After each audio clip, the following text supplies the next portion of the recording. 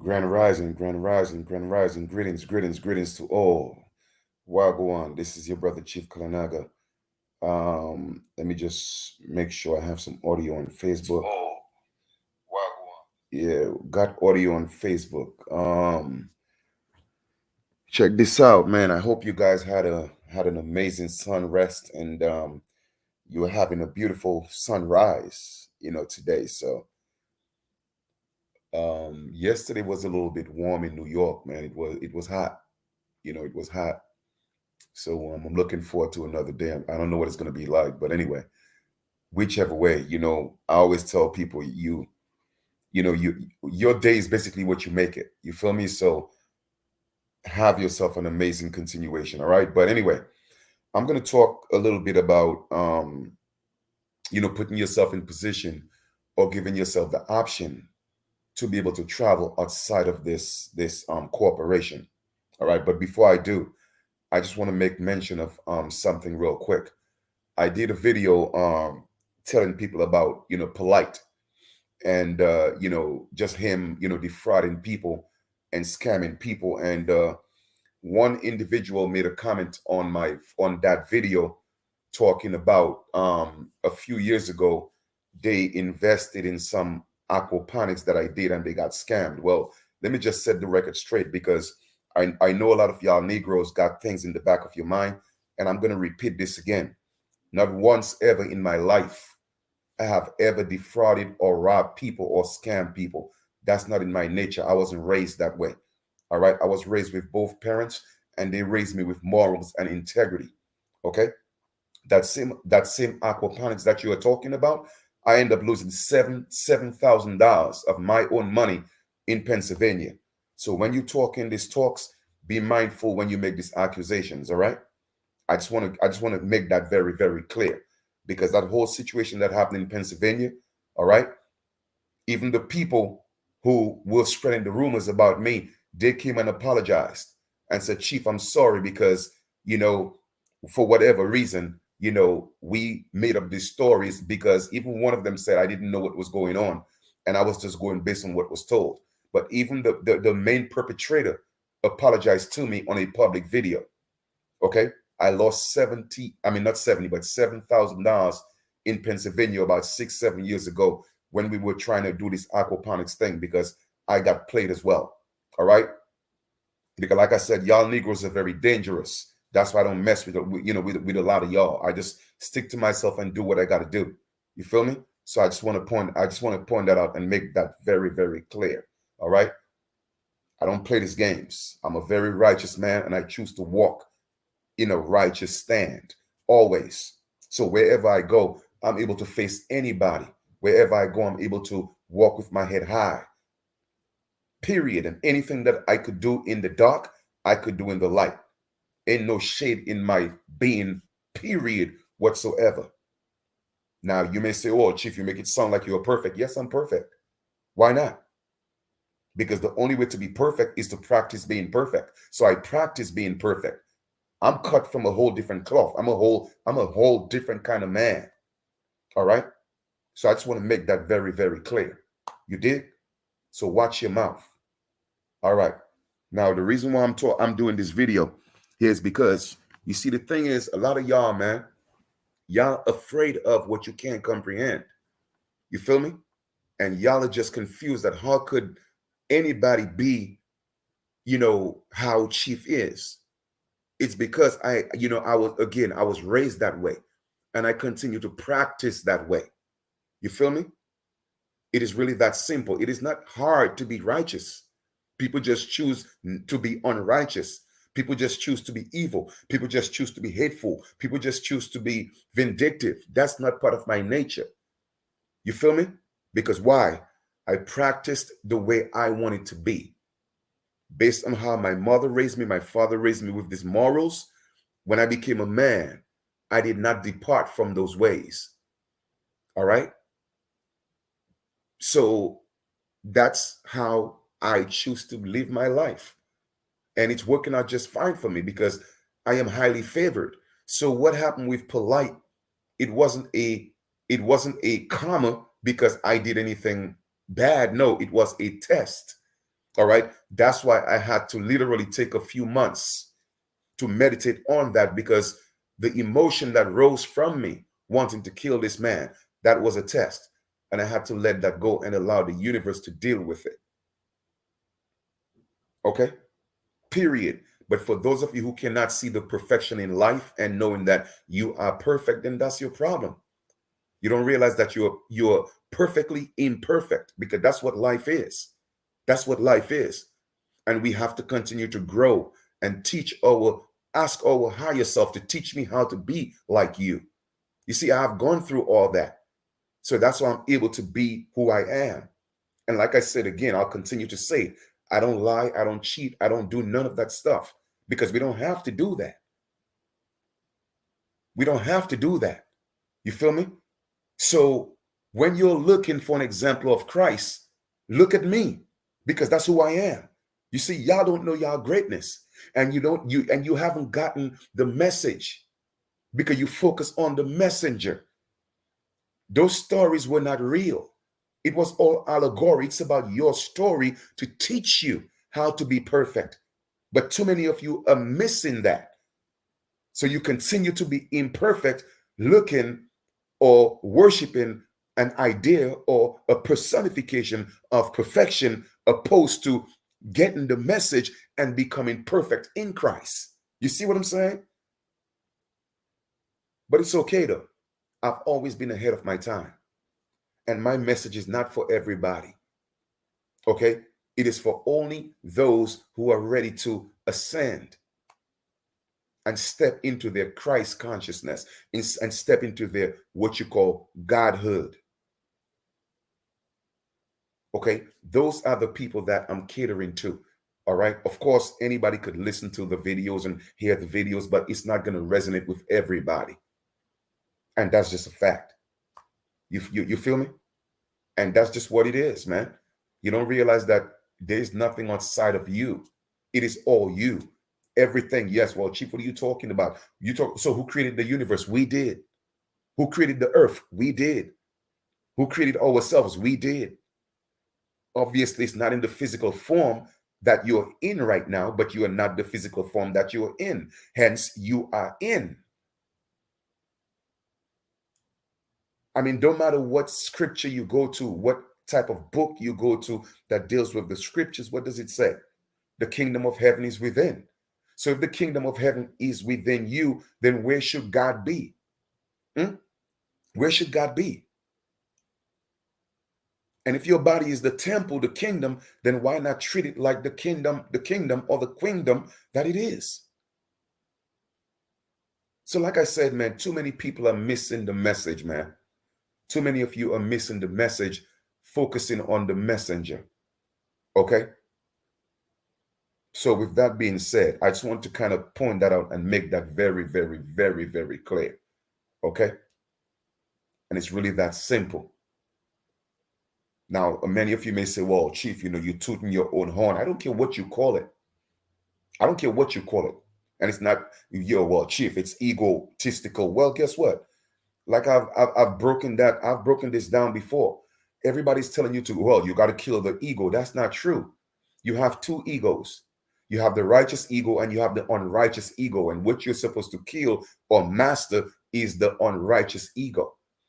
Okay, but the righteous ego is supposed to soar like an eagle. Okay. How can you kill the most righteous part of you?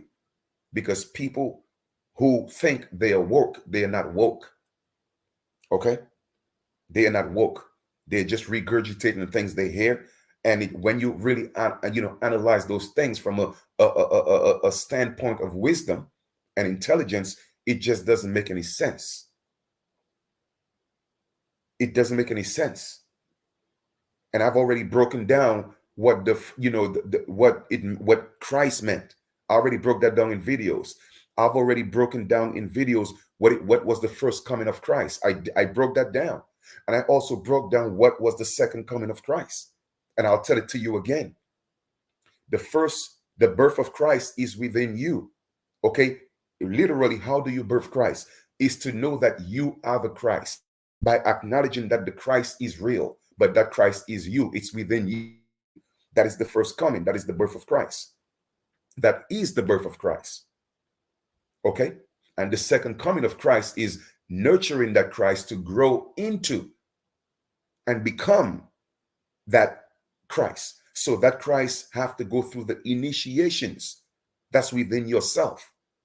And once you master those initiations, then after that's the seventh test, so to speak, or the 7 steps of initiation, then you will become the Christ, the Godhead. My brothers and sisters, it's all about you, man. It's all about you. That's what the story was about. It was not real, but you are real. So it makes it real because it's your story. They just didn't tell you that. Okay?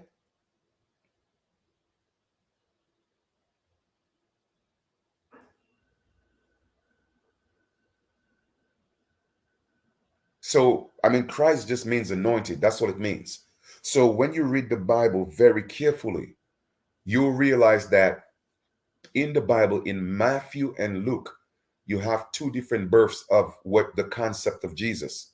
One was anointed and one wasn't anointed. The one that was anointed was the one they brought frankincense and myrrh and oil. That's how you could be anointed. But the other one was just born in the manger, meaning that the lower self. So it was all allegory. It was all symbolic for the higher self and the lower self, the birth of the higher self, the birth of the lower self, the growth of the higher self, the growth of the lower self. It is really that simple. And the lower self has to be sacrificed. In other words, the lower self has to be crucified in order to give up the carnal ways of the lower self to step into the higher self. So they give you 2 births, 2 stories. But a lot of people miss that because their pastors, their ministers, the imam, the bishops are not telling them the truth. So they're looking for things outside of themselves. They're worshiping things outside of themselves when you are supposed to exalt yourself, which is your higher self.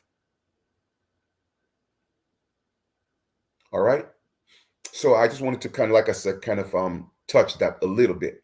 So when y'all talking these stories, keep talking your stories and make sure you have your facts. Okay. Because I have given so much in my life. My last, I could have $1 and I give away 80 cents. Sometimes I give away 90 cents. Sometimes I give away the entire dollar because that's just my makeup. You feel me? That's just my makeup. That's just how I'm built. So that's why I'm never in need or want. But yet still my cup is always filled, but at the same time half full. You see, y'all don't get all these allegories that this allegorical Jesus and Yeshua spoke. You may ask, well, Chief, well, how can your cup be filled, but at the same time be half full? It is because you should never keep your cup entirely filled. Why? Because that means if it's entirely filled, there will be no more room for growth. But at the same time, it can be filled, but at the same time be half filled. You see what I'm saying? Because therefore you still have room for growth and more in abundance. It is all parables, okay, that deals with your daily life. You know who you are as an individual, growing into that perfect man or woman. And that's what this is all about, my brothers and sisters. The journey where we came from perfection. We came from an imperfect perfection, right? And we had to step into our lowest form and then reascend back into perfection. And Dick Gregory give a perfect example or analogy or of how our journey is. And he put it that way. Look at yourself as water, all right? And you're coming from the source and you're coming to earth. You fall on earth, but you have to evaporate through condensation and go back to the source that you came from. But before you go back to the source, you have to be purified because that source is pure. It is really that simple, my brothers and sisters. That's our journey. Coming from perfection into imperfection, going back to perfection. But before we go back into perfection, we have to purify ourselves. And that's what the journey is all about. Okay? So the good, the bad, the indifferent, the good, the evil.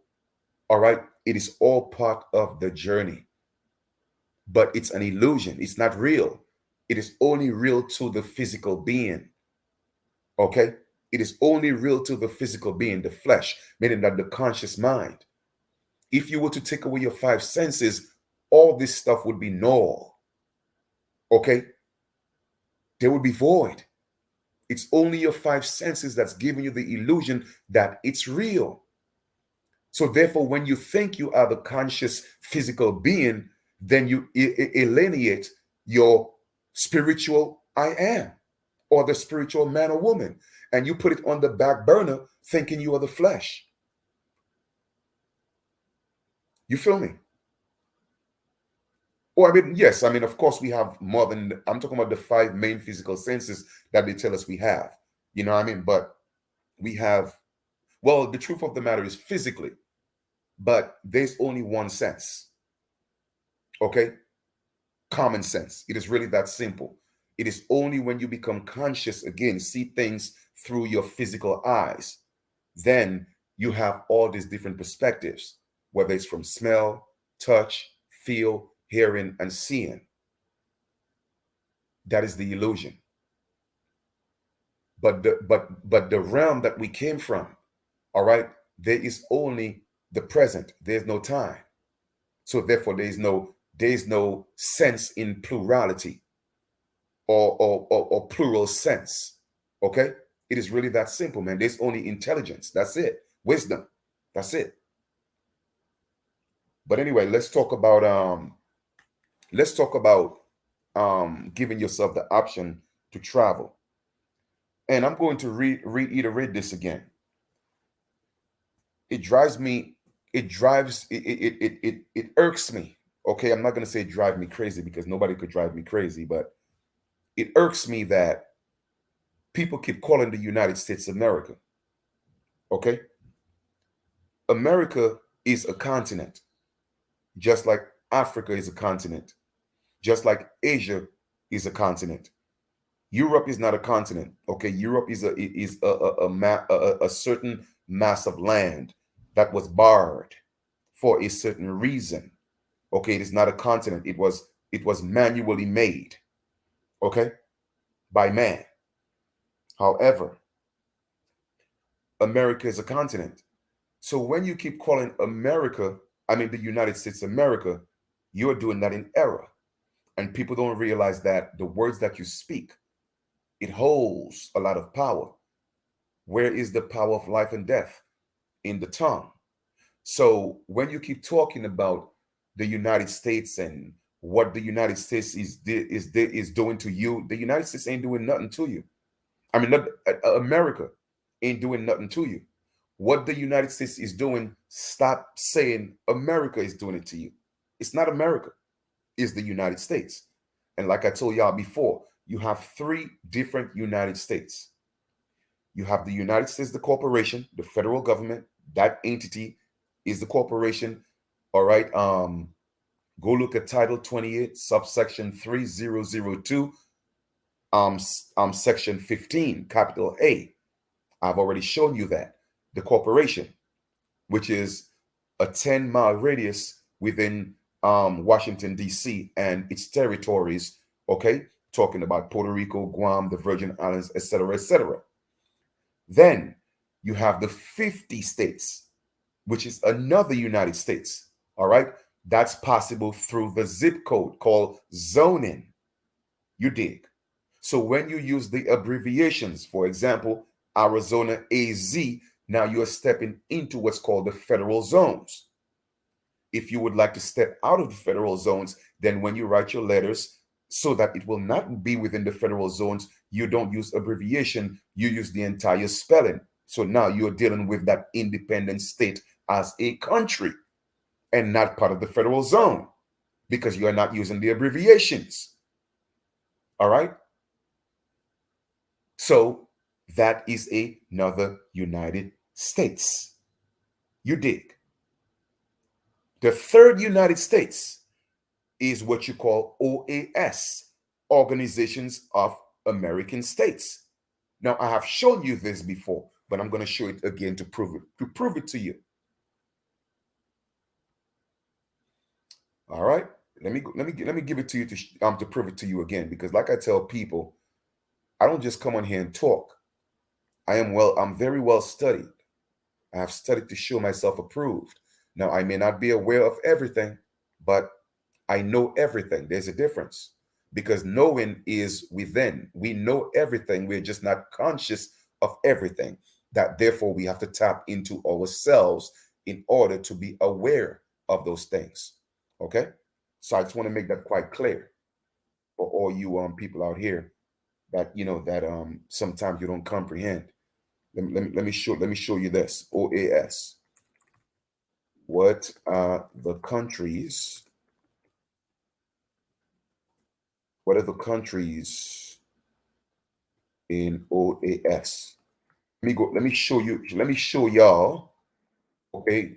All the countries that's in OAS. Okay, which means another version of the United States. So when they talk about you, the president of the United States, what they mean, you also have the United States of all these different countries. You see, these people are very slick. All right. And if you don't know, then you get lost at sea. All right. Let me go ahead and share this with you. And I'm going to show you the third United States and all the countries that's in this United States. All right, here we go. It's called OAS, Organization of American States Member Countries. Now, once again, let me ask you a question, because I like to give proof. Like I tell people, when I teach things, I like to give proof. You see, 10 years ago, when I was doing nation building, if people wasn't filled with so much hate and animosity and jealousy towards me, we would have been a whole lot further right now. I promise you, we would have been able to travel our land without any type of hindrance from the United States. You know what I mean? But because of people hating, because I have the knowledge, I still do. I was already making waves. Like I said before, go check my track record. Go check the things that I've already done. In 2017, all right, I made it possible to what you call it, I called Homeland Security and sent letters and had them change the policy on these airlines, because they were giving people problem to travel with indigenous IDs. Guess what? I changed that. Me, Chief Kalanago, I changed that, and I was able to travel and still am able to travel with my indigenous ID domestically. Secondly, it was in their policy you could not record the calls of TSA. Guess what? I changed that. They sent me a letter say, hey, you know what? Because of your call, because of your letter, we changed that policy. You see, y'all don't know. And my next step was to unite and nation build with my brothers and sisters so that we're able to travel the entire Americas with our IDs. But you know what? The hate came. The animosity came. The jealousy came. Why?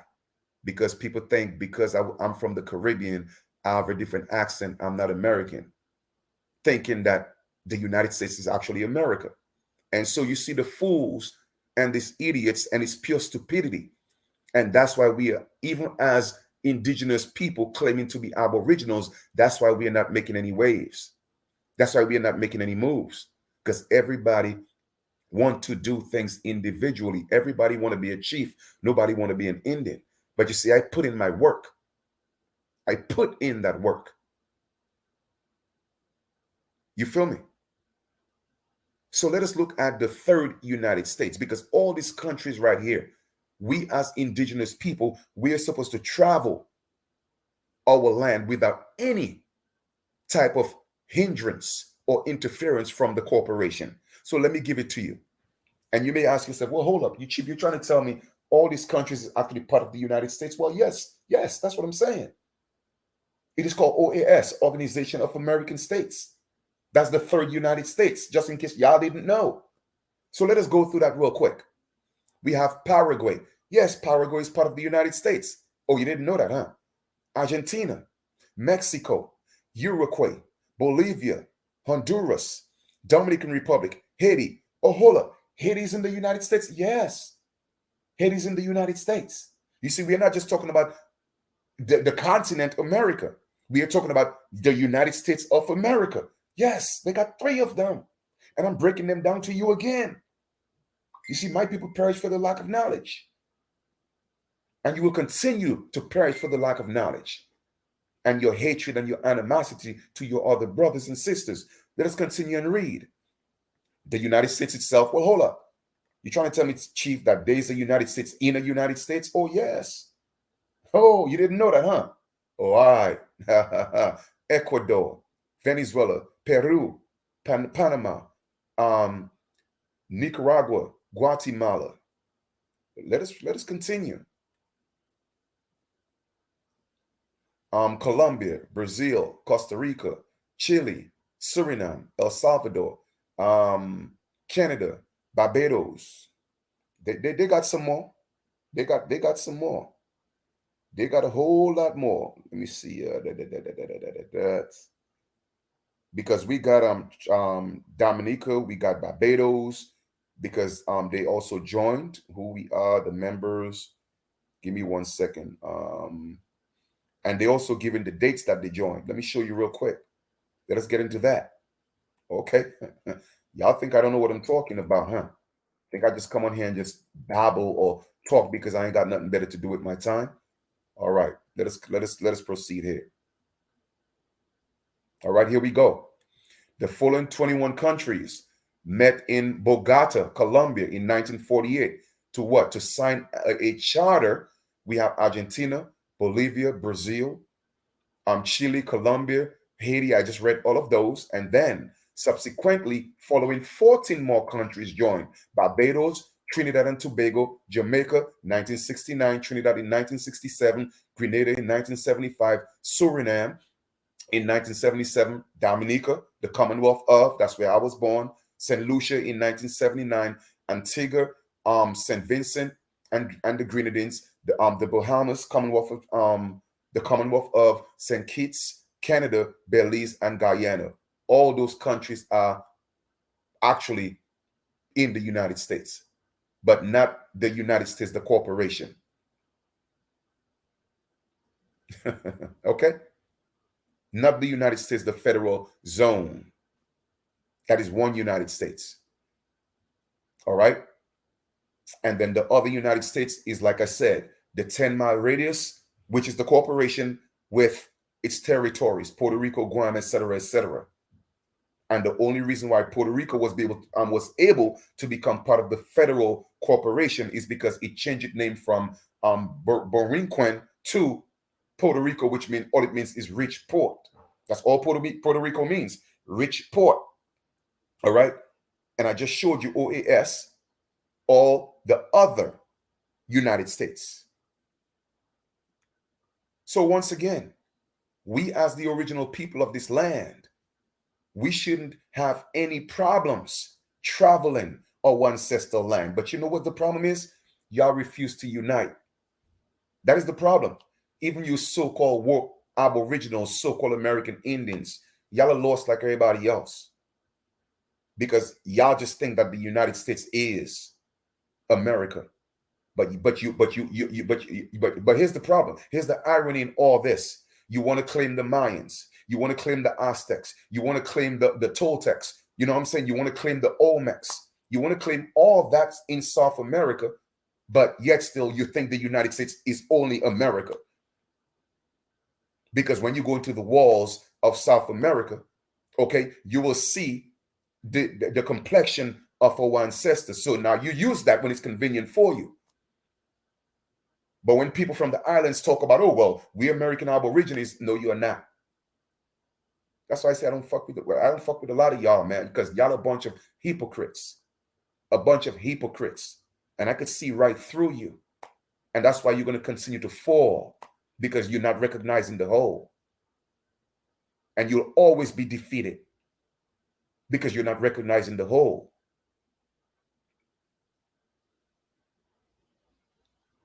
No, no, no. I'm not stereotyping everybody. No, no, no.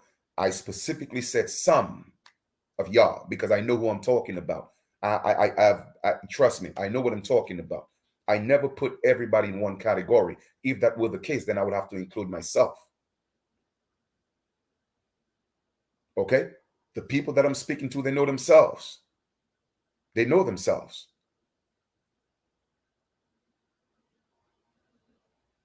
Real recognize real. Okay? And like I said before all of them, before any of them was on YouTube and Facebook, I was already doing this for years before them. You did. And I got my receipts to prove it. So all I'm just saying is we have the right to travel our indigenous land. It even says that in the United Nations Declaration on the Rights of Indigenous People and in the Declaration on the American Rights of Indigenous People. But those things are not legally binding because why? We are not coming together to make sure that it's lawfully binding.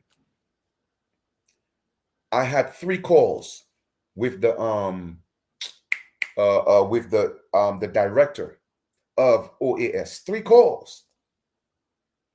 And I'm talking about that wasn't like about 2017, 2016, around probably I think 2017.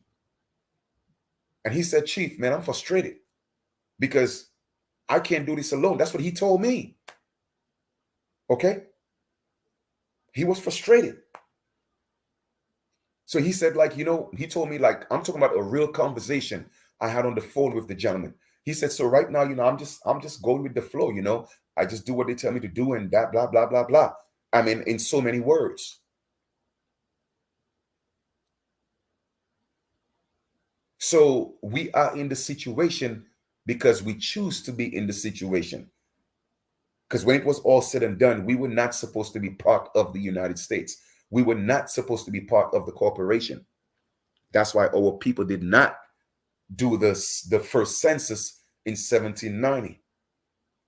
It wasn't until 1924, the Indian American Citizen Act, that the United States made all American Indian citizens of the United States. It wasn't until 1924. Before that, our people were still being called American Indians. Our people were still tax exempt. Our people were still considered to be sovereign. Okay? But they gave it up for privileges and became part of the legal society, which is what's called the United States. And not everybody did, but it was assumed that everybody did. And that was the problem.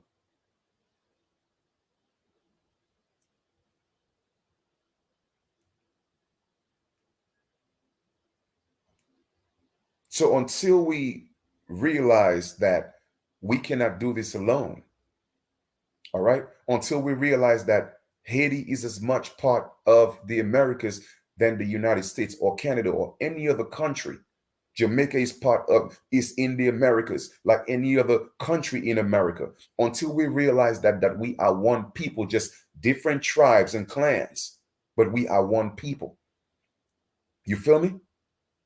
When they were defeating people all over the Americas, guess who got their independence first? With their arts, with the sciences, with their rituals. It was Haiti.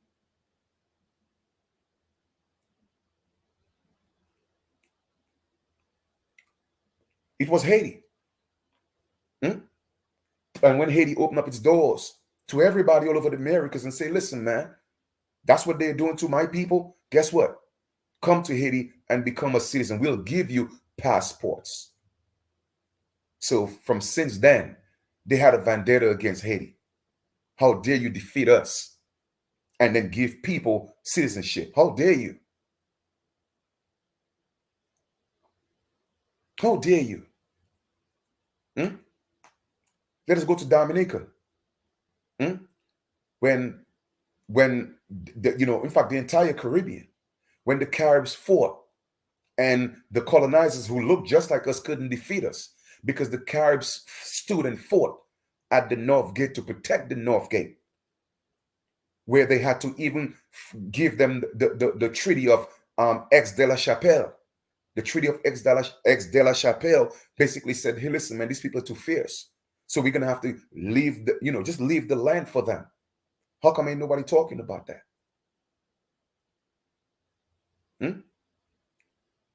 Now, let me break something else down to y'all. Because you see, the problem is, once again, I'll continue to say it, my people perish for the lack of knowledge. Let me show y'all some more stuff. Give me 1 second, let me pull it up. And I normally don't plan those things, so I just go with the flow. Sometimes it might seem that things are not coherent and I'm just all over the place, but forgive me for that, please. Okay, it's just because I just do these videos and I talk about one thing and then end up talking about something else. All right, so let me just show you something real quick. And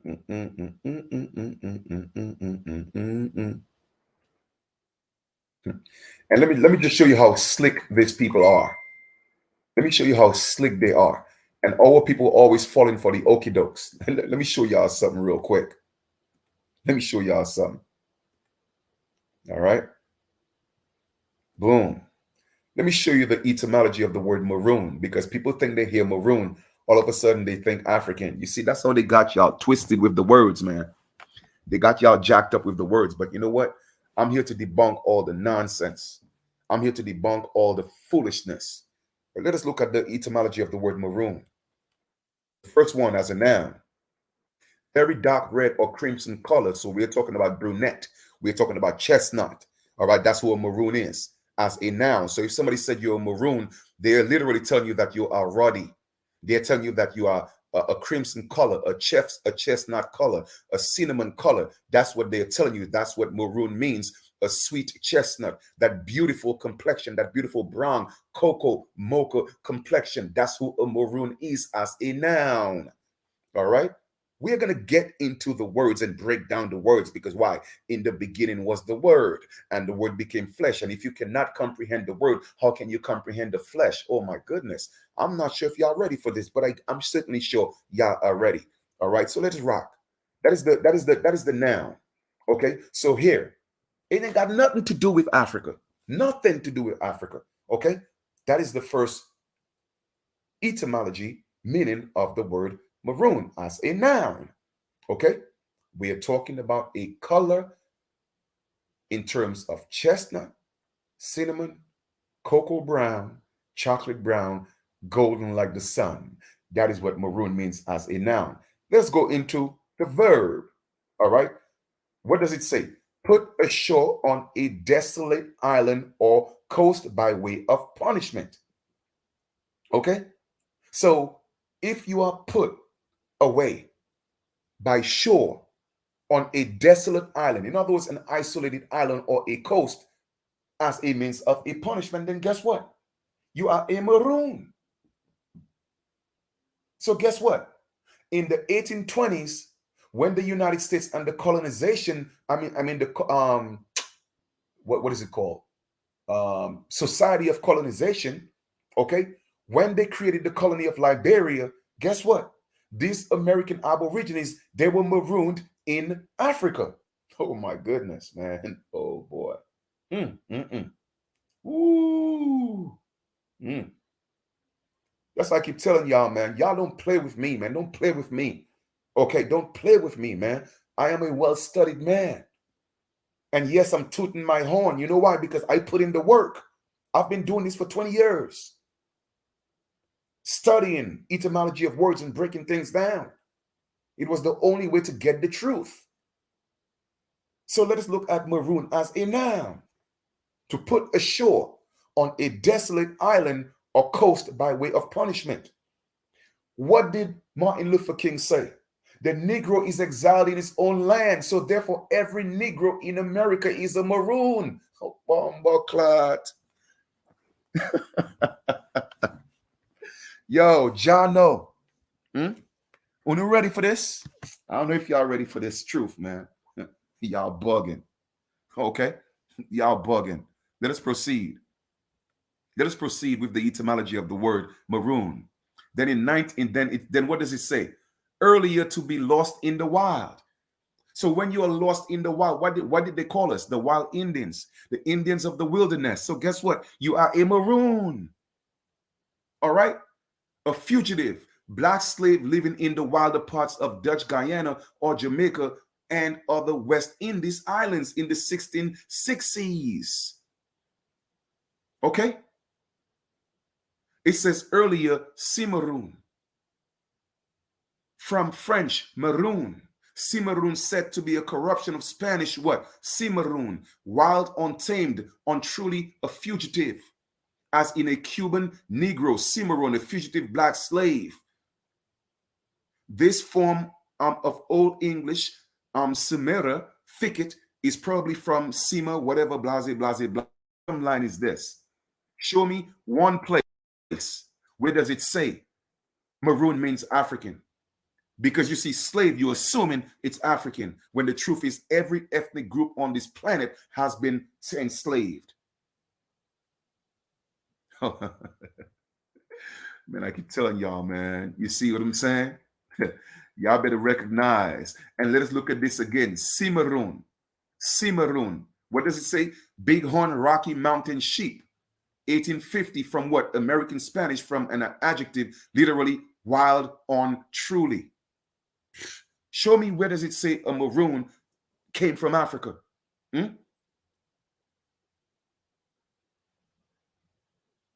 Maybe because the video is live, you're not able to share it right now, but I'm certainly sure eventually you will be able to share it. All right, all right, beloved sister. All right, so I'm just giving y'all the breakdown of the words, man. Now let us go look at this. Google. Let us go look at ruddy. Ruddy animals. Ruddy animals. Because people think when they see ruddy, they think ruddy actually means white or Caucasian. No, my brothers and sisters, ruddy means brown. This is what ruddy means. So when you see stuff like, George Washington was ruddy. Guess what? They're telling you code word, George Washington was a brown man, a man of color, cinnamon, cocoa, chocolate brown. I'm not sure if y'all ready for this, but if you are, I'm going to give you the work.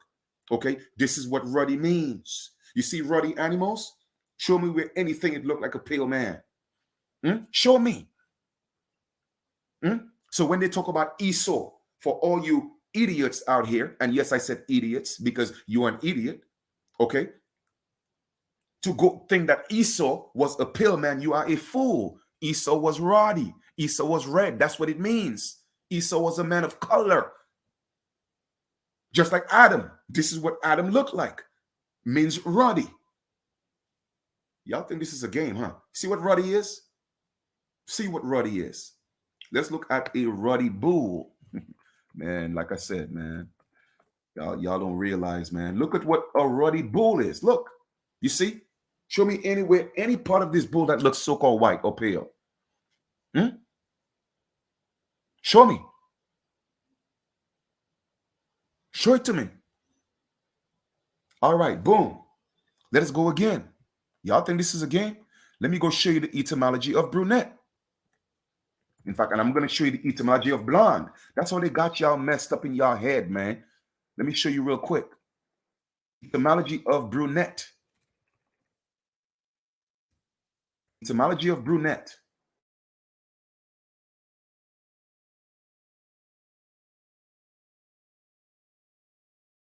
Continue to prove my point over information, so when anybody challenge you, you're able to shut them down. You see, all of a sudden, it's telling me the site can't be reached. Stop playing, man. Stop playing. Stop playing. Brunette. All right? Y'all ain't gonna stop this. What does it say? Brunette means of a woman, a dark complexion. Having what? Brownish tone to skin and hair. That's what brunette means. A bright brown. Brown. Okay? First, it was about complexion. As a woman with dark hair and eyes and of dark complexion. So that's who a brunette is. What does it say? Guess what it says here? Brunette also was used of a wool dyed cloth of what? Superior quality, originally dark brown. Superior quality, originally dark brown. They're messing y'all up with the words. That's why it's called spell. So let us go spell blonde right now, because right now we are spelling right now. Okay.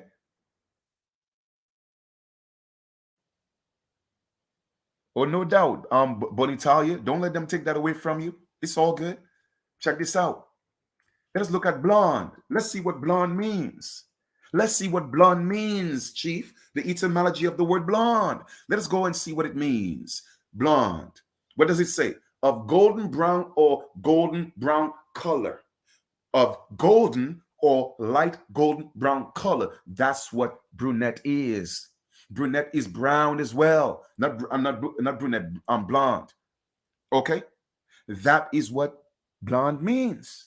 So when you read in certain books that go back to a certain date, especially in the time of what we call colonial times or pre-colonial times, you'll see they have these complexions as people of color as blonde, brunette, sanguine, all these different colorful words.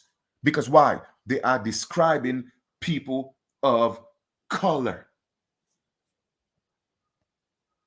Okay?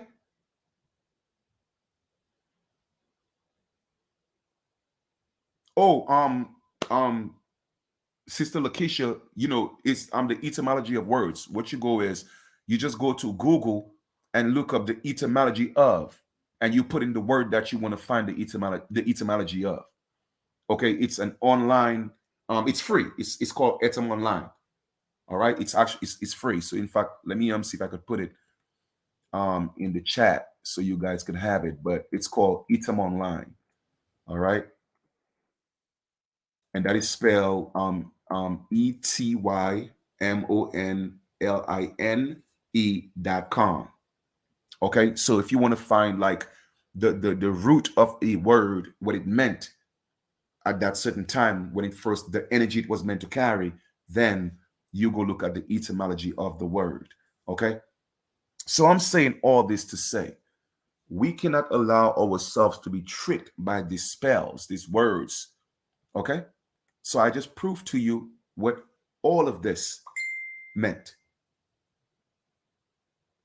So going back to being able or having the ability to travel, we should not be in a position where the United States, the corporation, or whether it's United States, the federal zones, which is the 50 states, regardless of what, they are both federal corporations, right?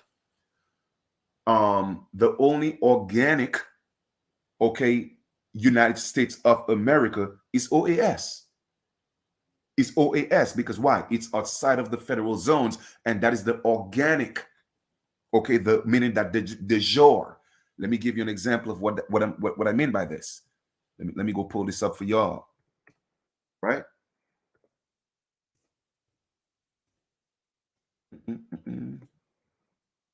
Let me just show you what I mean, okay?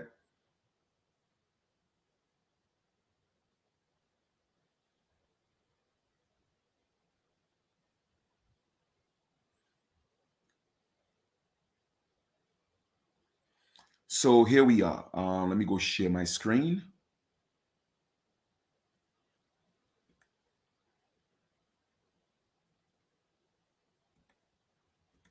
Let me share my screen.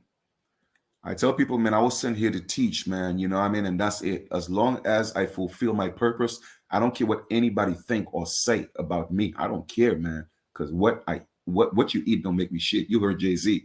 Okay, so it doesn't bother me. Because the people who matter to me, they love and respect me, and that's all that matters to me. I'm cool with that. Now let me show you once again de facto. So you have de facto governments and you have de jure, right? Now, de facto is of de jure, meaning that it's of law. It's like law, it's like legal and lawful, right? Legal is not lawful, but legal is of lawful, all right? So, and the perfect example I could give you is if you have, and I always use this analogy from my brother, Koda Bay, right? You always use this analogy, a carrot cake. Now, a carrot cake has a lot of ingredients to make to make what's called a carrot cake. Now, if you were just to take the carrot, then it would no longer be a carrot cake, right? You have to have all the ingredients in order. So the complete carrot cake is actually law. But if you were to just take the carrot, you cannot call it law. It would become legal, if that makes sense. So therefore, legal is of lawful, but lawful is not legal. All right. So when we're talking about de facto and de jure, all right, the United States, which is within the 10-mile radius, the corporation, and the 50 states, the corporal zones, all right, those are what's called de facto entities or de facto governments or de facto corporations. All right. So therefore, de facto, a legal concept used to refer what happens in reality or in practice. So it gives you an illusion. It's a semblance of, just like what legal means. Legal is a semblance of law, but it's not law. So therefore, giving you a ticket is legal, but it's not lawful. You feel me? Statutes and codes are legal, but they're not lawful. Ordinances are legal, but they're not lawful. You feel me?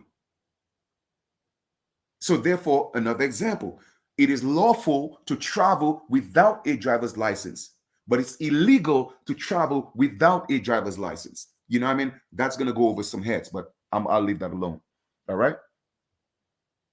Now, let us look at what we call opposed to de jure. De jure is what? From law. So as you could see, de facto is of legal, a legal society, the bar association, opposed to what? De jure means what? From law, which refers to what is actually noted in the legal code. Okay? So one is real, organic, and one is de facto, basically a hybrid. All right? So, by law, we are supposed to travel our ancestral land. By law, we are supposed to. But legally, they make it impossible. I hope you get the difference, my brothers and sisters. All right? So I'm saying all this to say a lot of things are happening right now within the corporation, the de facto system. Okay? The de facto system.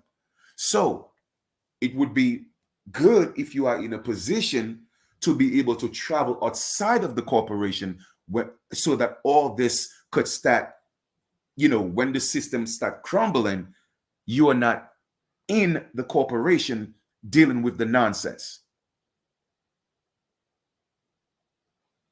And nobody's black. All you have is different shades of brown. Nobody's black. Even what may appear black, it's a different shade of brown. Nobody's black. Your pigmentation cannot be black. Okay? You just have different shades of brown. It is really that simple. Even pale people are brown.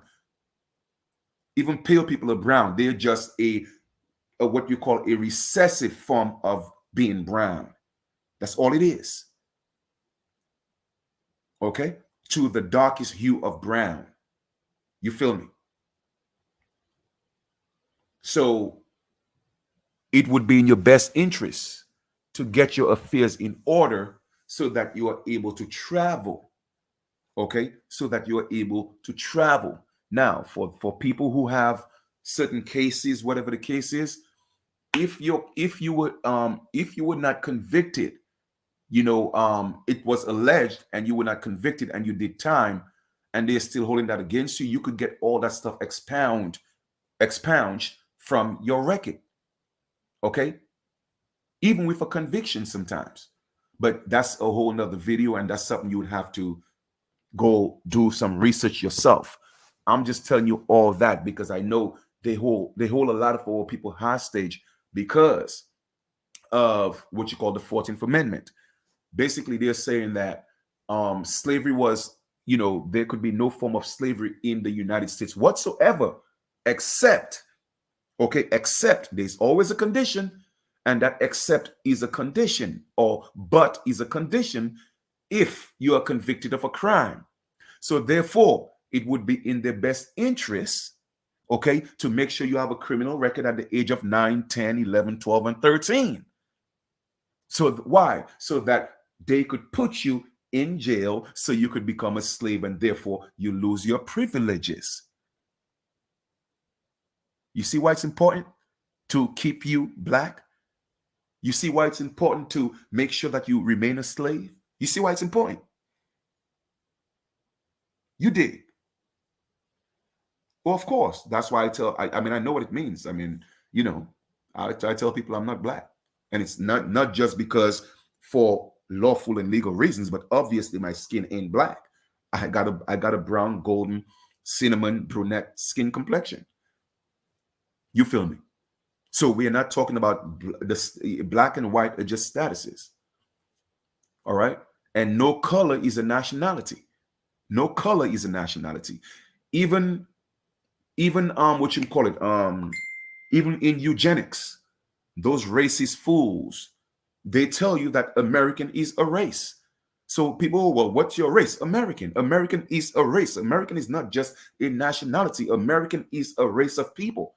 And people don't realize that our birthright was taken and stolen by these foreigners who came here.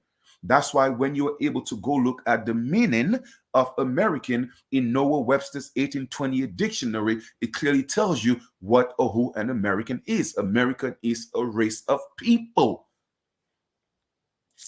All right? And our identity was usurped by Europeans born in America. Be those Europeans so-called black or so-called white, it doesn't matter. Whether they were blackamoors or whether they were Sephardic Jews, people of color that came from Europe, they were the ones who took our place. And I've already broken that down. Indigenous mean two things. So you have to keep going to look at the videos and be very mindful of the names that you call yourself. Let me show you again. I'm going to show you, all right, American in Noah Webster's 1828 dictionary. Noah Webster's 1828 dictionary. Let me show it to you. I'm going to show it to you online. All right.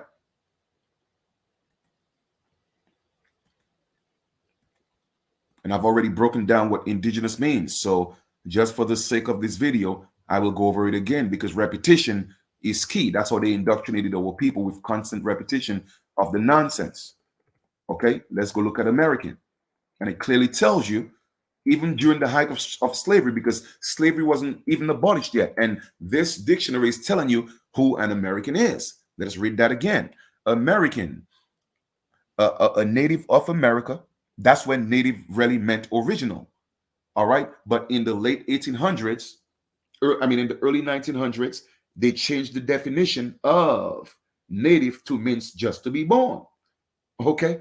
We got to get this. All right. Let us look at American. A native of America, originally, that word is key. Originally applied to the what? Aboriginals or copper-colored races. Copper-colored what? Brunette, blonde, ruddy. Okay, that's what copper-colored means. All right, the people that you call black. Okay, the copper-colored races found in America by the Europeans. Now, it doesn't necessarily mean that those Europeans were pale-skinned people. You see, that's the problem with a lot of Negroes. Anytime they hear Europeans, they assume that they're talking about pale people. No. The people they're talking about were people who had the same complexion or even darker than us. Those were the Blackamoors, the Moors, and the Sephardic Jews. The Melungeons, some of them were Melungeons. They were Huguenots. They were the Puritans. They were the Quakers. They were the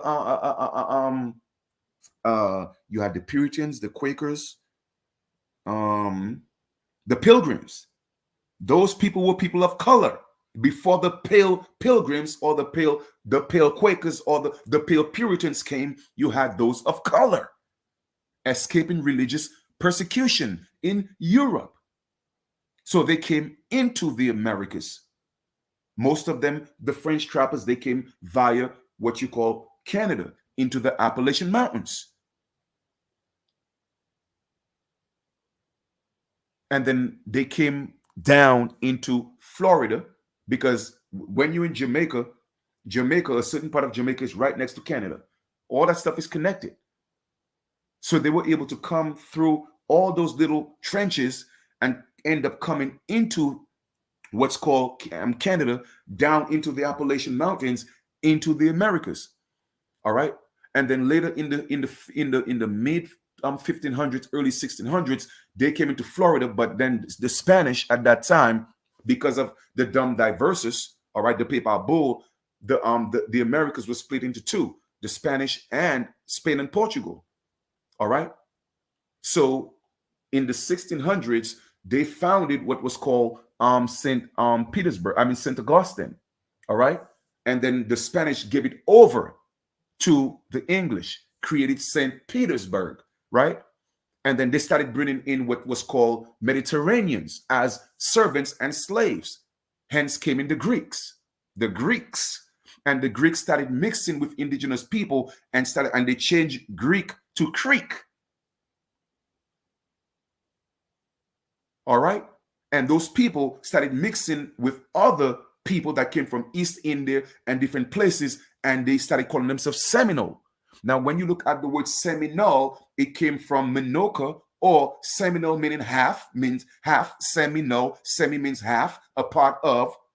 So Seminoles were not Aboriginals, they were a mixed people. But yes, they had part Aboriginal in them. That's why they are called Seminole, half of. Just like a Semite, half of. A Semitic Jew, half of a Jew. You see, people don't read with understanding, and people don't know these facts.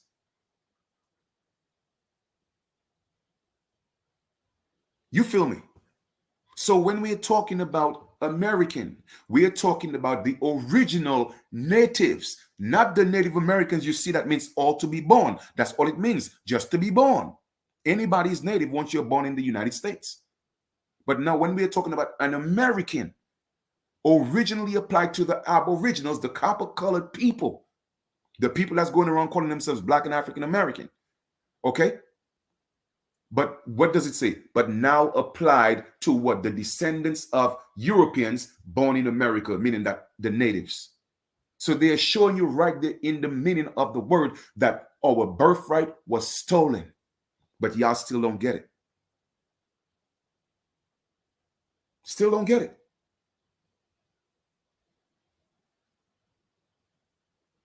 Okay? So, and that's another reason why they have to keep giving us different ethnic identities. Because the more we accept these identities, the further we go away from our birthright and our natural inheritance.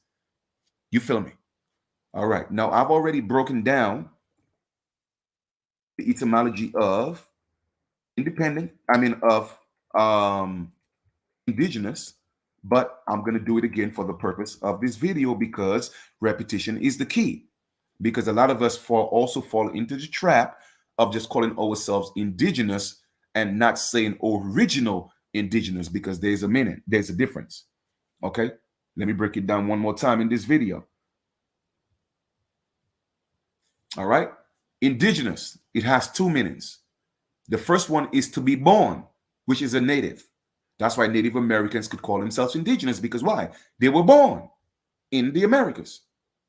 But it says or originating in a particular place. So therefore, Native Americans are not Americans. They are United States citizens, because an American is an Aboriginal, which says originating. So just by calling native, they should be called Native United States citizens and not Native Americans. Just like everybody else who come here into the Americas, whether you're from different parts of Europe, Africa, Asia, I don't care. You cannot call yourself American lawfully or spiritually. But we allow these people to do these things, and we demonize our birthright by talking about, oh, America is the KKK. America is this and that. Don't you know that the KKK was created by these black people that came here into the Americas? Did you know that the KKK was created by the Blackamoors, the Moors, and the Sephardic Jews? Did you know that? Oh, no, you didn't know that, did you? Oh, okay. Well, I'm giving you facts. Okay? I'm giving you facts. You feel me? So that's what indigenous means. To be born and originating. So we are not just born, but we are originating. But everyone else is just born and not originating. So therefore, when I say I'm indigenous, I say that I'm original indigenous. So it covers both to be born and originating. Okay? Black Lives Matter was not created by pale people. Pale people are just the gatekeepers. They did not create it. Just like how the NAACP was not created by pale people. They're just the gatekeepers. That's all they are. All those systems were formed by those black devils who came here in 1492. Okay? They created all of it. They were the first ones who called us black. They were the first ones who called us Negroes. They were even the first ones who called us American Indians.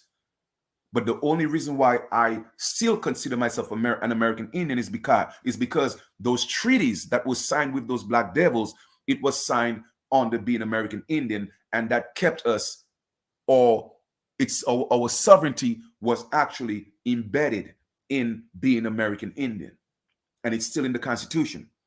Okay, it is still in the Northwest Ordinance. All right.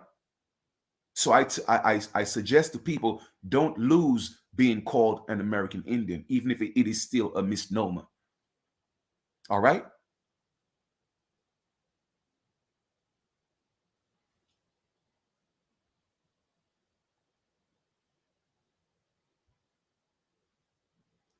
So I just like to clarify things so that everyone could put those things in its proper context. All right. In its proper context. It were people who looked just like us, like I said, who came here in 1492. In fact, of course, they knew about us way before 1492, but it was official. The floodgate, the portal had to be opened in 1492.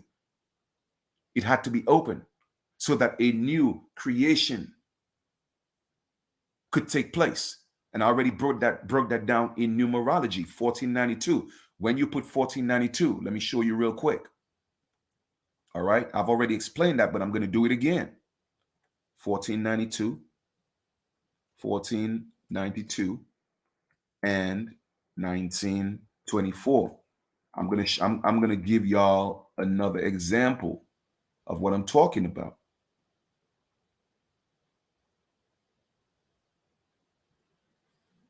Let me give you an example of what I'm talking about. It is all rituals. Okay, it's all ritualistic. It's all dealing with numbers and spells, words and numbers. That's all it's dealing with.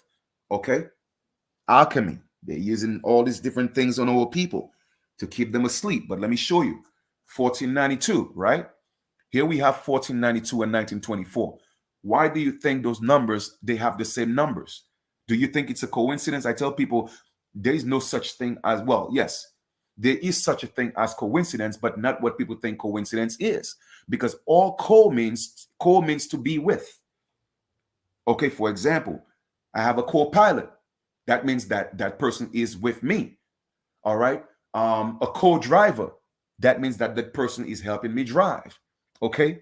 So with that being said, coincident means to be with incident. So therefore it was meant to happen.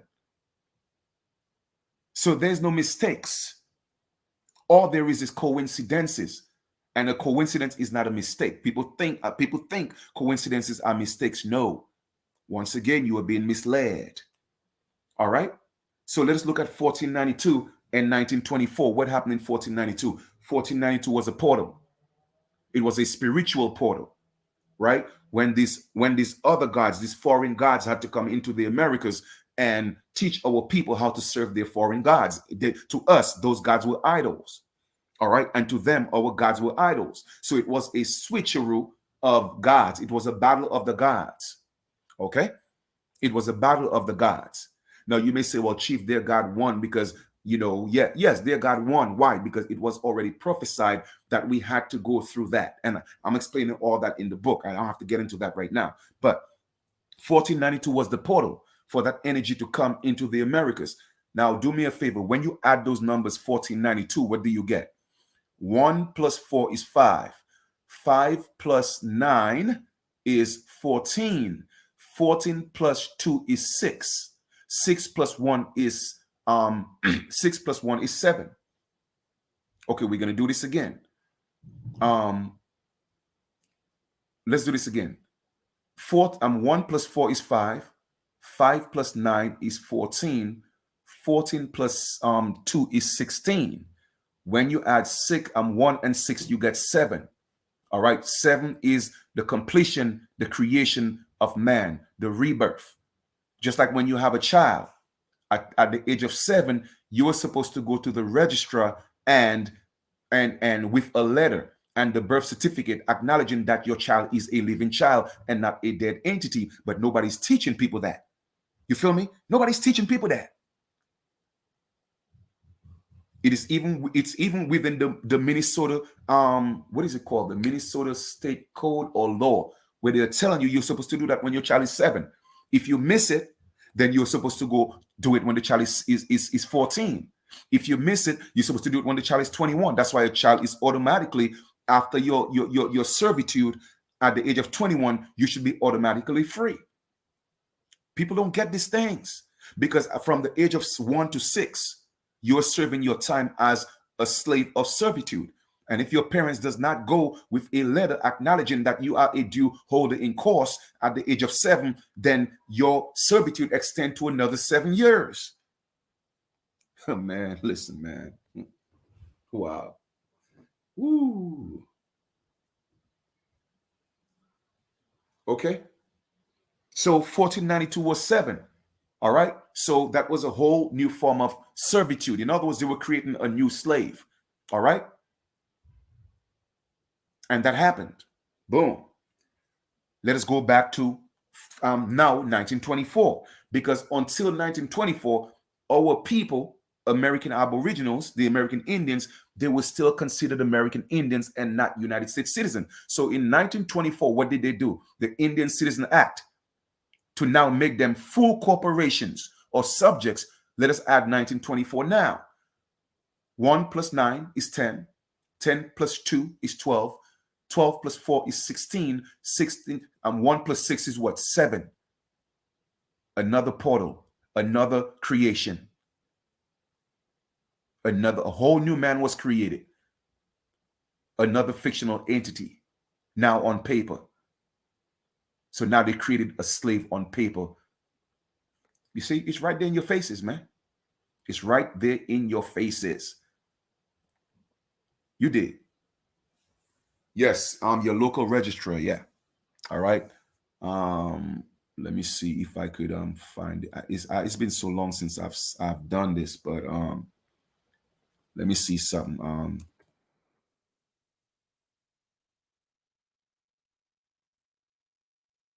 See. Give me 1 second. Let me find something.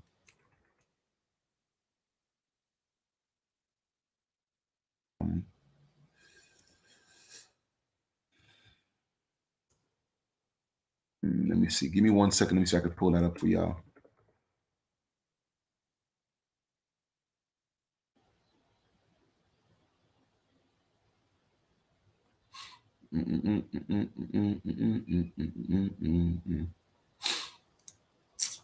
I think it's called Minnesota 20. Let me see. It's been so long since I've taught this, man. That's why I have to go back in my notes, because you know, I've been teaching that for, like I said, almost 20 years. Give me 1 second. So,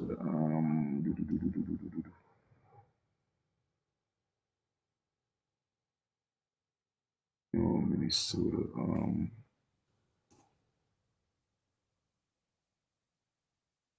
Let me see. One extension. No, that's not what it is. If I can't find it, then it's all right. Built. If I can't find it, then what's it called, man?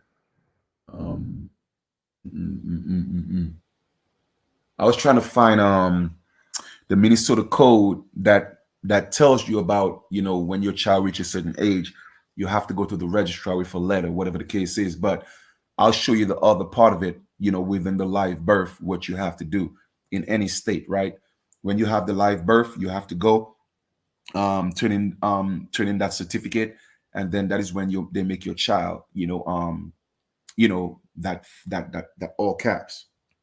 All right. So they said it's required to be filed with the registrar, live birth within 5 days after the birth. That's why it's called a live birth, because your parents give birth to a live child. And then when you go to the registrar, you do what you do. Then they give you a certificate saying, hey, well, congratulations, your child is no longer a living child, but, such and such. All right. But I guess I'll get into that another time.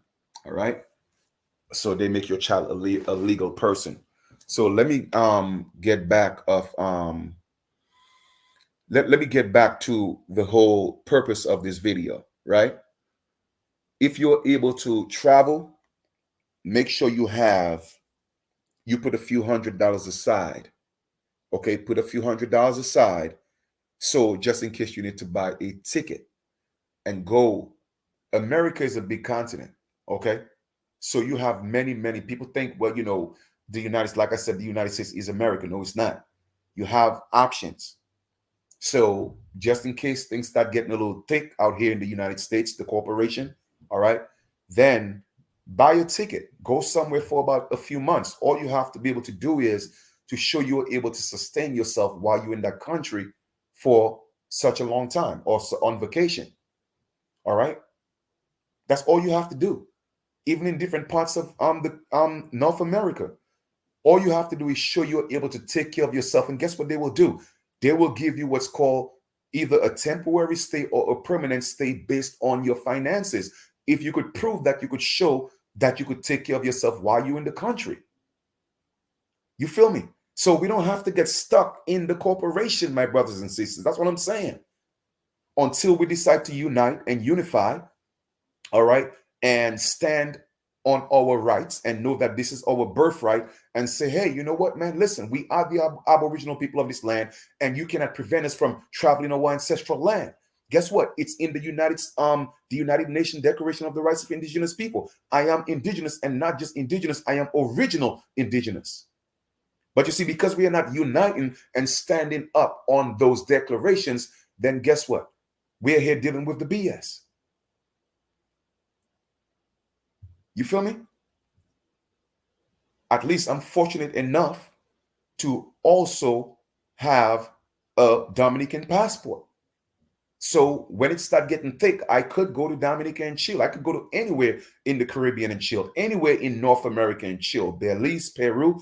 And one of the spots they have, I think the 10 top spots that where the standard of living in terms of the currency exchange, you get the best buck for your money. Belize is number one. And of course, you'll always hear people tell you, well, Belize is bad. No matter where you go, you got the good and the bad, right? But even when you go into a decent neighborhood, you get a good, I mean, the way your American dollar, it goes a long way. And like I said before, all you have to show, bring your bank statement, show what you do, your source of income, whatever the case is. And if you want an extended stay, they will grant it to you. Of course, if they, of course, it's always up to them, but they will give you the criteria for extended stay. All right. And you could stay in that country, for whether it's a year or 6 months, whatever the case is, depends on, your passport or, whatever type of citizenship you have in the United States, right? It depends on that. But when it's all said and done, you could stay out of the US, meaning that the corporation, for extended period of time. So while all this nonsense is happening here and this thing is crumbling, you know that at least you're somewhere in nature and you don't have to stress yourself too much to survive, or at least eat and take care of yourself. Because when you do the conversion, let me see,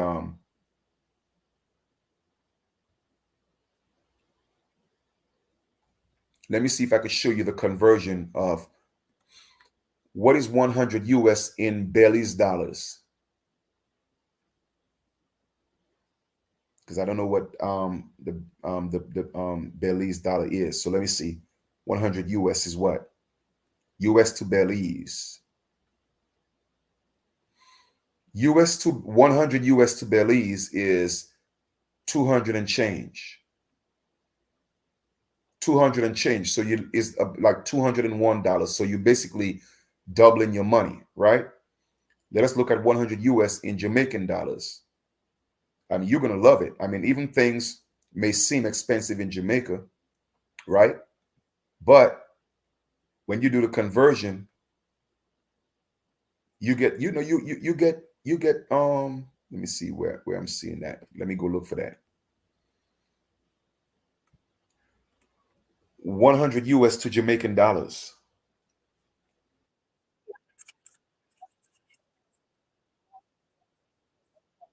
All right, so 100 US dollars is 15,000, literally 15,485 Jamaican dollars.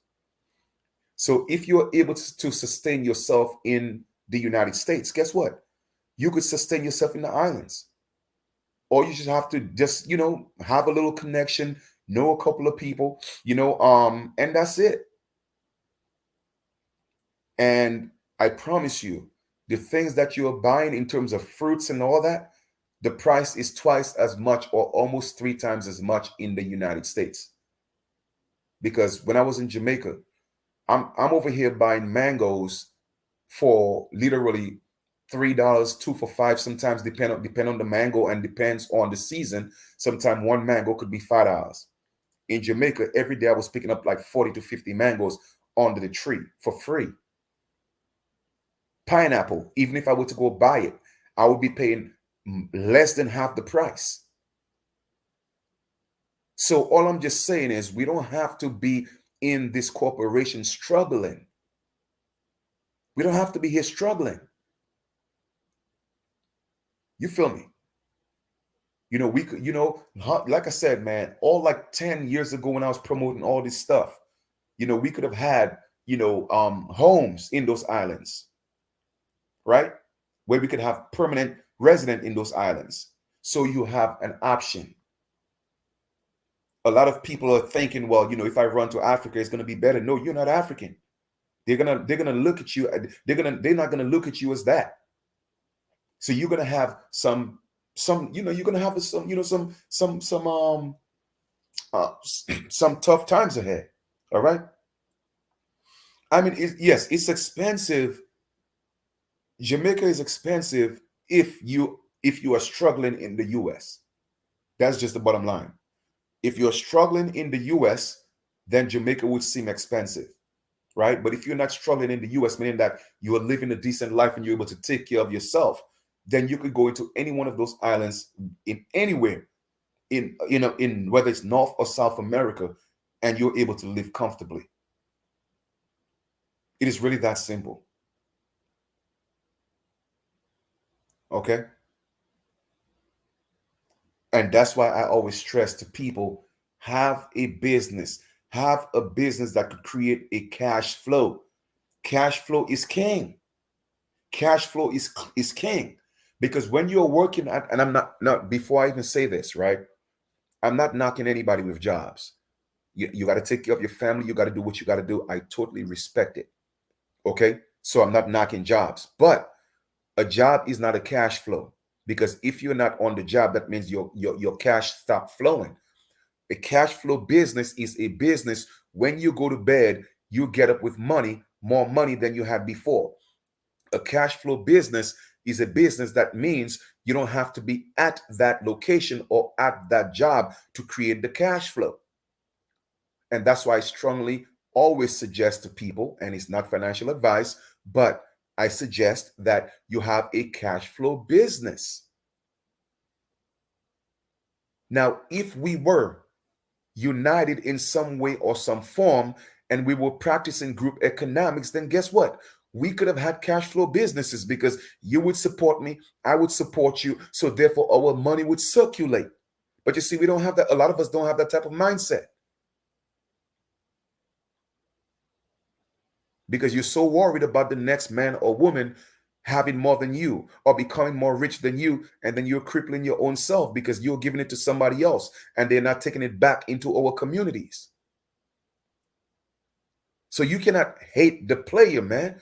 Hate the game. And you're the one that's playing the game wrong. It's really that simple. You were not taught how to play the game. So we are here living with this crab in the barrel mentality, always putting each other down, always trying to crucify each other because you feel one person might come off on top. When the truth of the matter is other ethnic groups do it. One person get on top, then they pull the next person up. The next man up mentality. You dig? And then you cry is because of the color of your skin. No, it's not because of the color of your damn skin. It is because the color of your mental state of mind. That's what it is.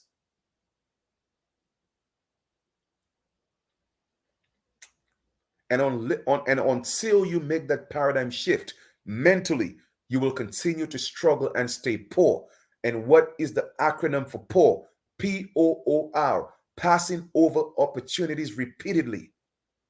Passing over opportunities repeatedly. But when you stop being poor, all right, then you enter into what's called the NFL. No friends left. Okay? Because once you start changing your mindset, everybody start running away from you. But it's okay though. Sometimes you have to let go the load, let go the weight, so that you're able to step into the NBA. Never broke again.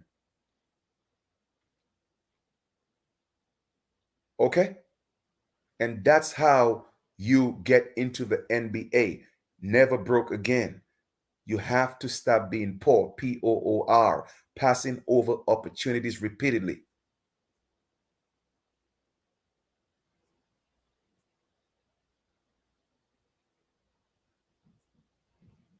So learn to create a cash flow.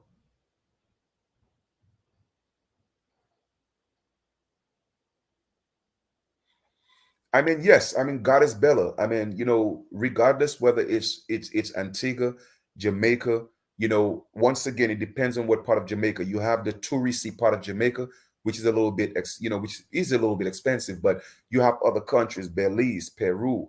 I mean, America is a continent and it's ours. We are the original people of the land. All right. You have St. Lucia, you have Dominica, you have all these places. Now, if we were to unite, okay, and we start putting some pressure on these governments, then we as indigenous people, literally, we're not supposed to pay taxes. We're not supposed to pay duty taxes when we import things, because why? Those were the things we were doing before colonization, and they cannot take that away from us. But because we are not united, because we are not coming together, then we are dealing with these problems. There's no reason why we should be coming from the islands into the United States and they're taking away your mangoes, they're taking away your natural herbs. They should not be doing that because we were doing it before the corporation was set up.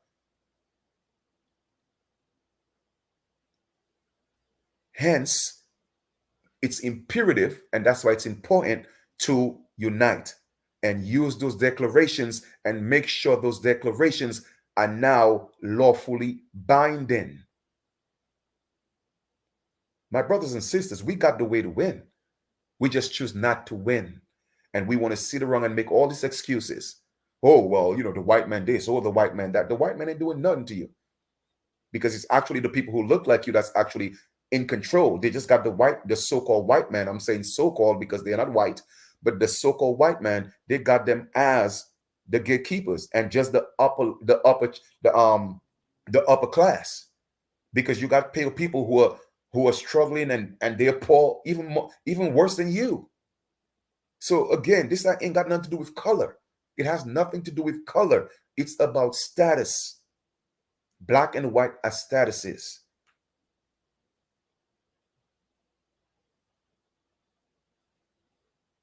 They are both statuses. All right.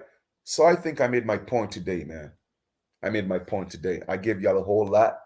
I mean, of course, I didn't plan on doing that, but it just happened that way. because it's always I like to explain myself and show things so that even babies could comprehend what I teach. You feel me? So when it's all said and done, it is truly up to us. It is not up to the government. Governments were created by the people. So how can the creation control the creator? It doesn't make sense. It just doesn't add up. If we were supposed to have dominion over everything, why are we paying rent? Why are we buying water? Why are we buying electricity? Why are we buying food? That is not living, man. No, it's not.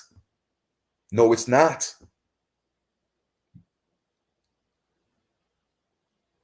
Okay? It's not. So therefore, you lost your God status. Whether you don't think you are God or not, go back into the first chapter of Genesis. What did it say? Your God created you in his likeness and image and gave you dominion over everything. So therefore, you are not doing what your God created you to do if you don't think you are the God. So either way, I could show you that you are not in your proper status. You feel me? Because your God gave you dominion over everything. Everything. The only time you see animals, having to ask or depend on man for things is when they're in captivity. But animals in nature, you don't see them paying rent. You don't see them buying food. You don't see them buying water. You don't see them buying electricity. No. So does that mean these animals have more sense than you? Huh? But yet, so you look down at animals. Hmm? A lot of these people in these so-called third world countries that you look down and you scorn on, guess what? They live in better lives than you. But this system is giving them the illusion that they're living in third world countries, while the United States is the shit. But yet still, we here in the United States and we here struggling in this concrete jungles. Barely even a tree to breathe some natural oxygen, some pure oxygen. You could barely even see the stars. When was the last time you got a sea bath? When was the last time you bathed in the river? Huh?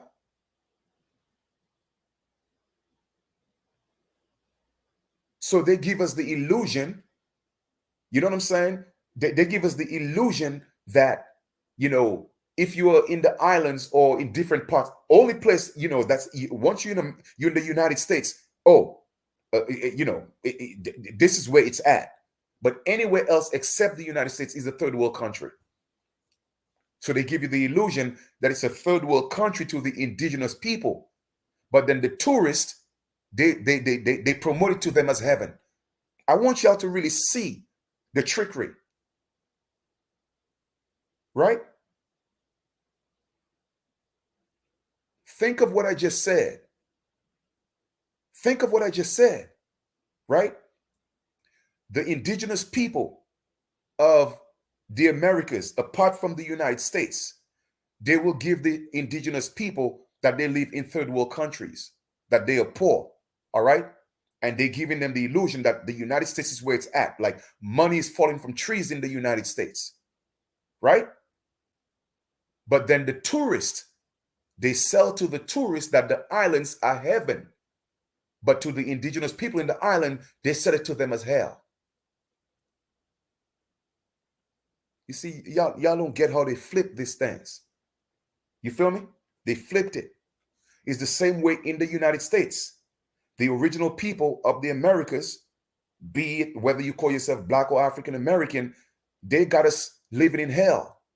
But everybody else who come, that's not from America, guess what? They come, they're able to open up businesses, they get loans, they get housing programs, they get welfare programs, they get Medicare, and their status is white. You see, y'all don't get it, man. Y'all don't get it. And you still refuse to unite because why? You hate your brother, that because your brother or your sister is not from the United States, you hate them. Say the same thing with y'all people from the islands as well. Y'all look at so-called Black Americans in a different light. Oh, they lazy. Or they don't want to work. Y'all stupid because we're not supposed to work. because all this is our shit. It's ours. We're not Adamites. Adamites were supposed to work. That's why God created them to told us to till the ground. We are pre-Adamites. Okay? The allegorical version in Genesis chapter 1, when we had dominion over everything. That's why when they came here in 1492, they saw Garden of Eden. We were living in heaven. You see, y'all don't get it, man.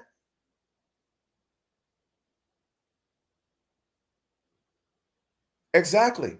And that's what they teach. They teach when you come to the United States, your status is white. All right? And you are not to associate with these black Americans. They actually teach that.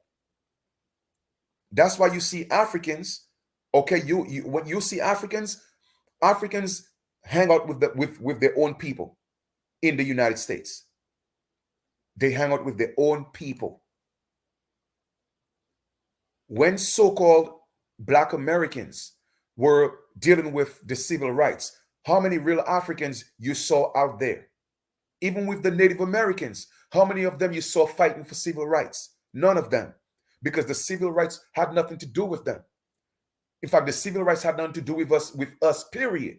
We just took it upon ourselves. Why? Because we are the only ones who could affect law in America. Why? Because we are the aboriginals of the land. Everybody else deals with the legal system. But for things to change lawfully, we, the aboriginals, have to be involved. So that's why we have to take up the cause or the plight of the civil rights. That's why one of the nicknames for the civil rights is American Indian rights. Where was these natives at? They were nowhere around because it had nothing to do with them. They cannot impact lawful change. They could only impact what's legal, like everybody else that came to be a citizen of the United States.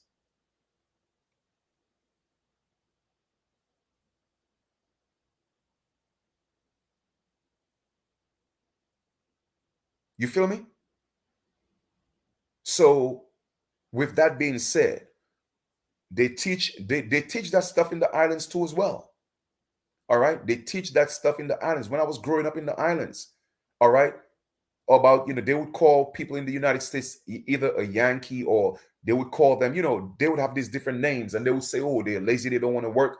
But at the age of 6, my mentality was always different. It was always different. I never subscribed to those foolishness.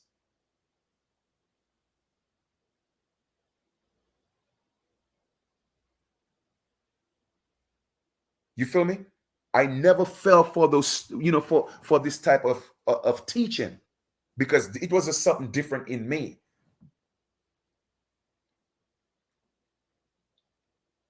I never fell for that, because it's because of the educational system. They are teaching us to be divided. Why? Because that was how they were able to conquer us, and they continue to do it today. Let us keep them divided. Let us let the Jamaicans think they're different from the Haitians. Let us let the Haitians think they're different from the Trinidadians. Let us let the Jamaican think they're different from the Antiguans or the people in the United States. Let us make the people from California think they're different from the ones in New York. That's what they continue to do, man. And you will realize that they're continuing to divide us, and we keep falling for the trickery over and over and over again. Now, don't get me wrong. I'm not saying we did not have our little tribal battles, our little tribal wars. I'm not saying that, right? I never said that.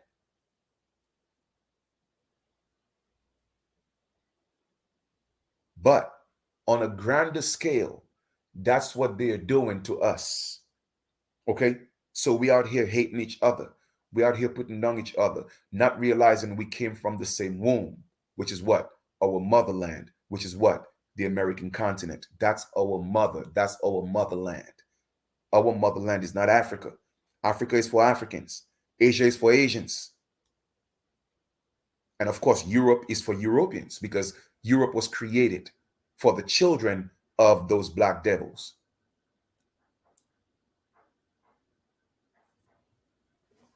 Okay?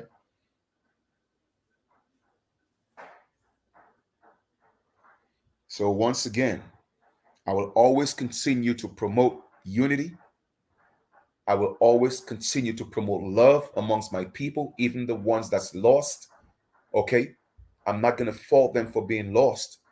But when you hear the knowledge and you hear the truth and you decide to ignore the truth, now it becomes stupidity and you perish because of stupidity. Okay. That's what it is. Now, in Hosea 4:6, it says, God, people perish for the lack of knowledge. Well, that's what they say, right? But that is true to a certain extent. If you don't know, you don't know. And yes, you perish. All right. Because all lack of knowledge means is ignorance, the lack thereof. But when you get the truth and you decide not to embrace the truth and even further not to apply the truth, then it becomes stupidity and that brings death. Okay? Because if I could come on here and break all this down to you and give you the truth, and you still want to call yourself black, you still want to call yourself African American, you still want to hate your brother or sister, then it's your fault. You did.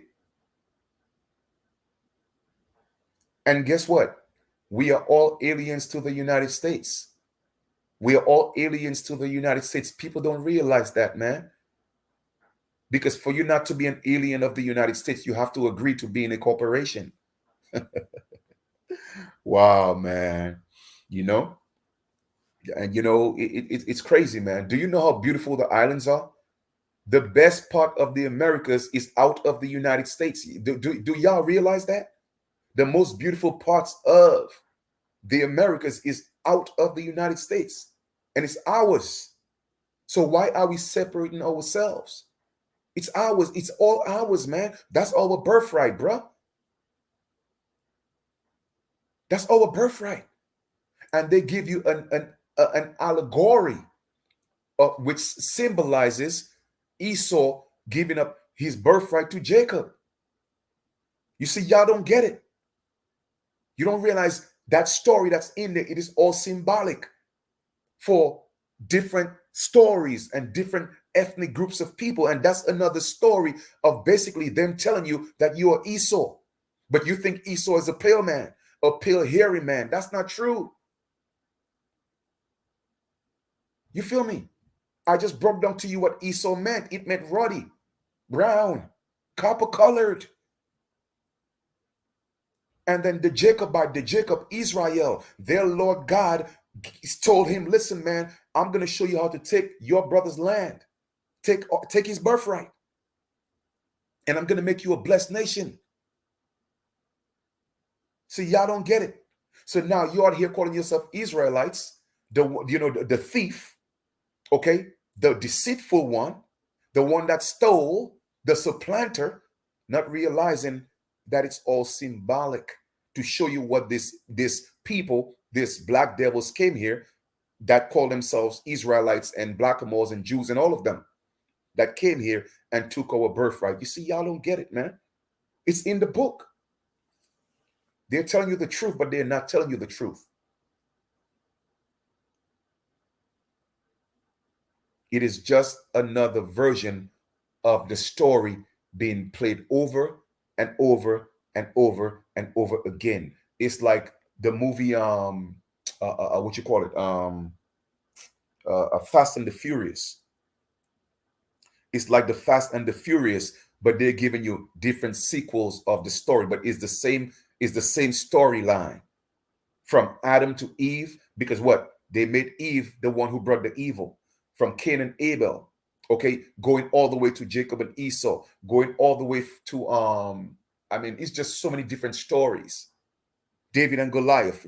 No matter how you go, it's the same stories being told over and over again.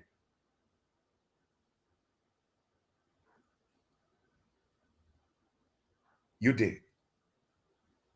So, like I said, I will continue to promote togetherness for those that are actually on that frequency, because not everybody came to be agreeable.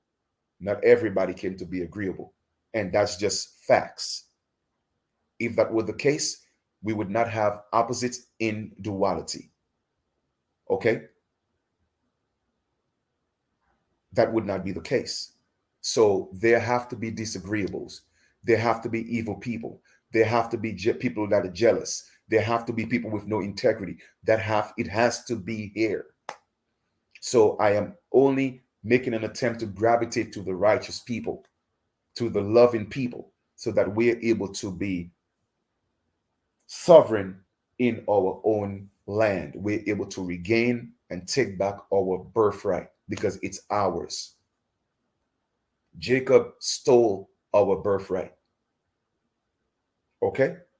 Jacob stole our birthright. Yes, I said it. And I know exactly what I'm talking about. And I'm speaking facts and truth. And it was done in deception. I've already broken that story down to y'all, but I'm gonna give you a synopsis of the story. When what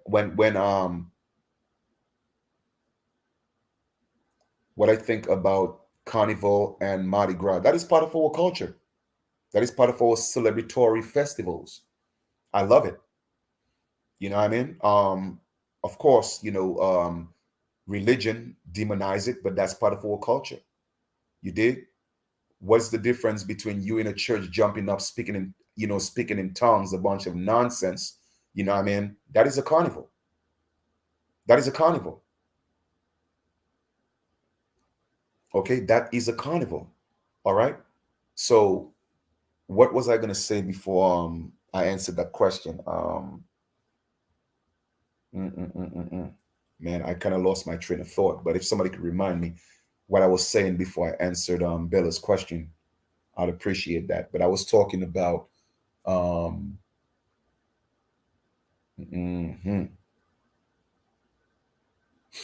yeah, I mean religion is a whole different story, but I was talking about what was I talking about? Yeah, Jacob. Thank you. I appreciate that. All right. So I was talking about Jacob, right? Oh, thank you so much. Yep, there we go. No need to be sorry. It's okay. I like things to be interactive. You know what I mean? So we good. Yes, still in the birthright.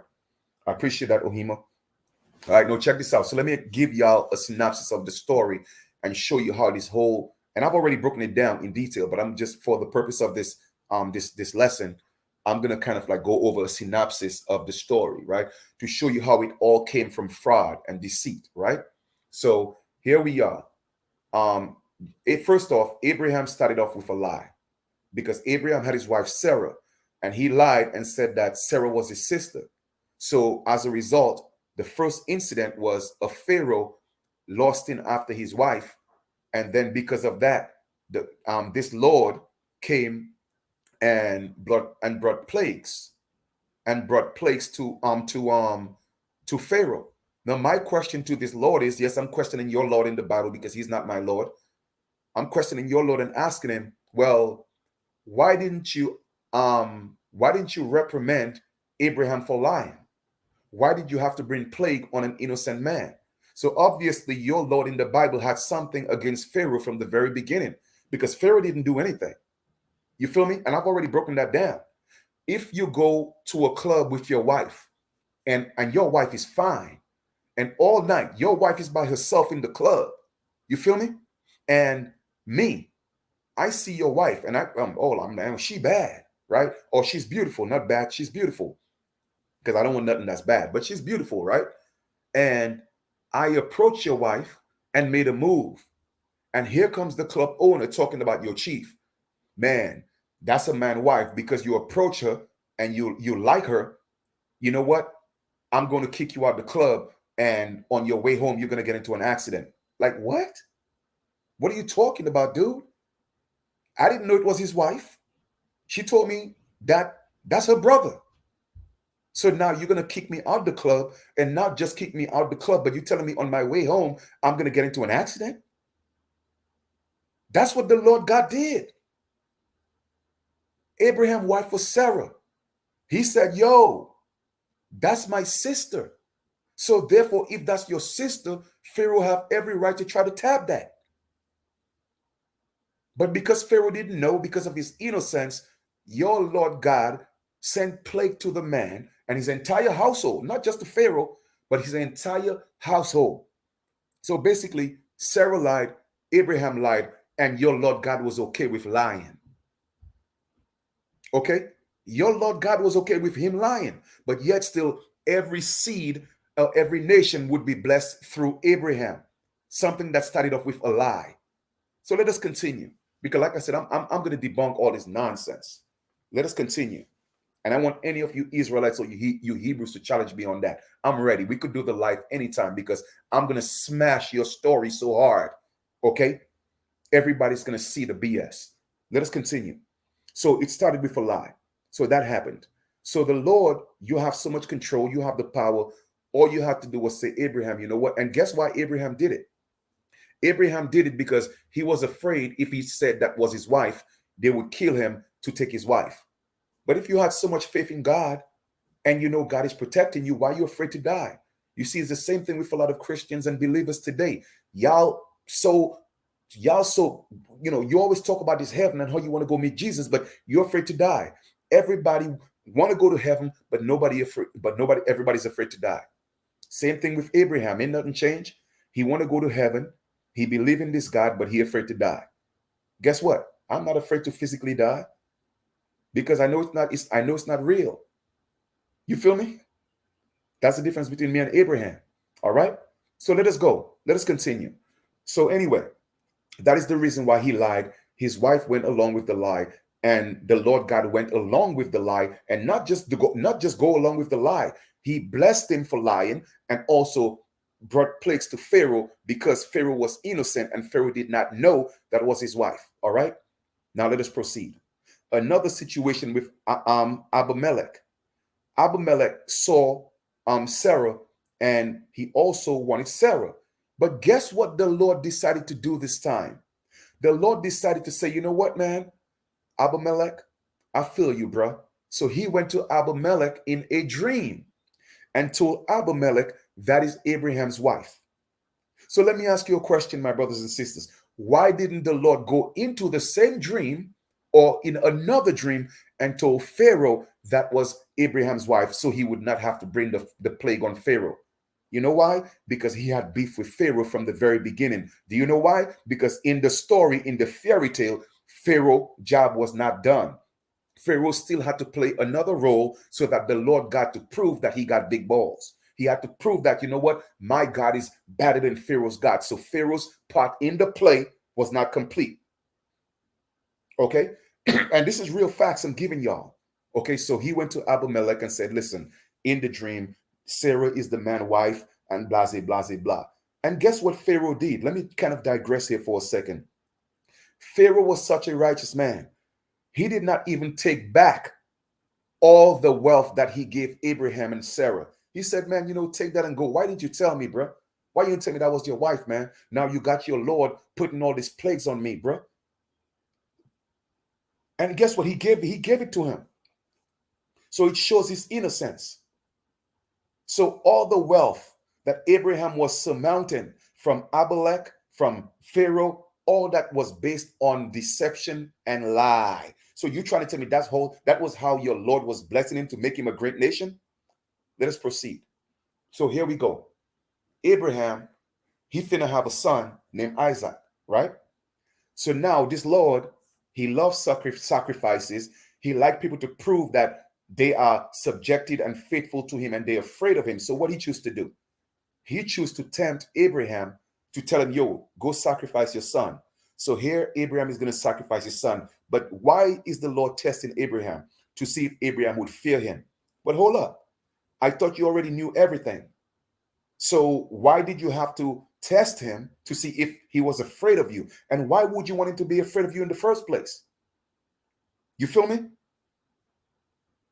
But anyway, Abraham was about to sacrifice his son Isaac, and boom, a lamb appeared, and Abraham did not have to sacrifice his son. So therefore, the Lord was pleased. He got his sacrifice. He got the best. He liked the fat of the meat. He liked the best part of the meat, the fatty part, and he liked the blood. So you know what I mean. So the Lord drank his blood. He ate he liked the aroma of the smell and all that. So now your Lord could smell.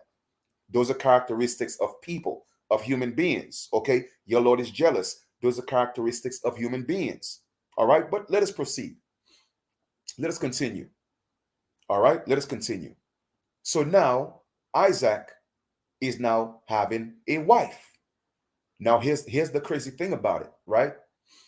Isaac didn't want his no Abraham did not want his son to marry somebody, outside of their clan or their tribe, right? So he asked him to go marry his brother's Laban, his brother's son. So now the Lord is advocating and is okay with incest because he married Rachel. Well, first he had to get Leah. Well, first it was supposed to be Rachel that he wanted, right? Rachel is his cousin. Laban's is his uncle, his father's brother. All right. So with that being said, Rachel, is it Rachel? I think Rachel, right? I hope I'm not getting the stories mixed up. Yeah, Rachel, Isaac, yeah. Yeah. So Rachel had to marry Rachel. Okay. But when he went to work for his brother and he served his time, okay, his uncle Laban tricked him and gave him Leah instead, because in the culture that was the way it was supposed to go. But anyway, he decided to work an extra week, which turned into an extra 7 years, and eventually he got Rachel. All right, fine. He got Rachel. Boom. Leah had some children, and Rachel was barren. Now it's kind of funny to me that in this story, this Lord God choose who he want to have children and who he don't want to have children, because all of a sudden they're barren, and then the Lord say, oh, you know what, you're barren, let me come give you children. Well, in the first place, why did you make me barren in the first place? And then you decide when I could have children. I'm just pointing out the fairy tale. It is just a story, okay? Like Harry Potter, it wasn't real people, okay? Because even Sarah was what you call an allegory in the Mount Sinai, because Sarah was Mount Sinai. It's in Galatians 4:24. Go read it yourself. It was an allegory, okay? Now, with that being said, Rachel had 2 sons. Isn't it quite ironic that it always have to be an opposite? So now 2 nations, okay? Okay, yeah, of course, absolutely, you're correct. So here we go. In the allegorical story, 2 sons are in the stomach of Rachel. All right. One, one is supposedly good, one is supposedly bad, and they are actually at war. 2 nations at war with each other in the womb. Now, my question to you is this: if this Lord God is good all the time, and all the time that this Lord God is good, why is he putting twins in the woman's stomach and they have beef with each other? Why is that? But this is the good Lord, though. He's good all the time. And all the time he's good. But you believers always make an excuse for this man that you call your God, who's supposed to be good all the time, and all the time that he's good, but he's putting 2 babies against each other. Not just 2 babies, but 2 entire nations against each other in the stomach of this woman. And y'all think this is real. But let us proceed. Okay? So therefore, one is Jacob, one is Esau, right? Esau is supposedly what you call Esau means red or ruddy, and he's supposed to be the hairy one. And Jacob, I'm assuming, is supposed to be the hairless one. Okay. And if he's not ruddy, then what complexion is he? Because if we know ruddy means to be brown, copper toned, it is safe to assume that Jacob wasn't. So Jacob was the pale one. You see how they trick y'all? Jacob was the pale one because he stole the birthright of the colored one. But y'all thinking, you see how they flipped it on y'all? You see, I'm breaking it down. I'm decoding it to show you who the true Israelites are. Okay? But y'all don't get it though. But Chief Kalanago is going to break it down. Let's go. Let's go. All right. So anyway, the pale one came out, all right, and he held the heel of his older brother because the colored people were on earth before the pale people. All right. So the pale one was the younger one. Okay. So with that being said, the younger one, he was called Jacob because he was a supplanter. What does supplant means? Supplant means to literally take something from someone, hold on to something and take something from someone because of or due to what you call in a cunning way, yeah, all right, in a misleading way, all right, in a form of deception. You feel me? That's what it means. So therefore, Jacob was the deceptive one, all right. But guess what? That was the one that the Lord God chose to send the blessing through the deceptive one. Now I'm going to prove the deception. So one day, Isaac is talking to his son Esau, and he's saying, "Son, you know I love your stew." All right. Now Esau was the one with the bow and arrow. Jacob was the one that was just sitting at home doing nothing, the bum. All right. So he said, "Listen, man, I'm going to give you my blessing. I'm going to give you my inheritance. All I want you to do is go out into the field and get me one of this, cook me up a stew. You know what I mean? Give me some ital stew. So, I could fool my belly. And then when you come back to me, son, I'm going to bless you." But guess what? Rachel was eavesdropping, number one. All right. That is immoral. Why are you eavesdropping on a conversation that wasn't meant for you? It was not meant for you, Rachel, but you were eavesdropping. That is immoral. So that was the first act of immorality. Secondly, what did she do? She took that information that was only privy to Esau and Isaac, his son, and she brought it to Jacob, her son, the pale man. You see, y'all don't know Jacob is the pale one, huh? But I'm gonna expose all this for y'all today. Let us continue. So she went and brought it for her pale son, Jacob. All right.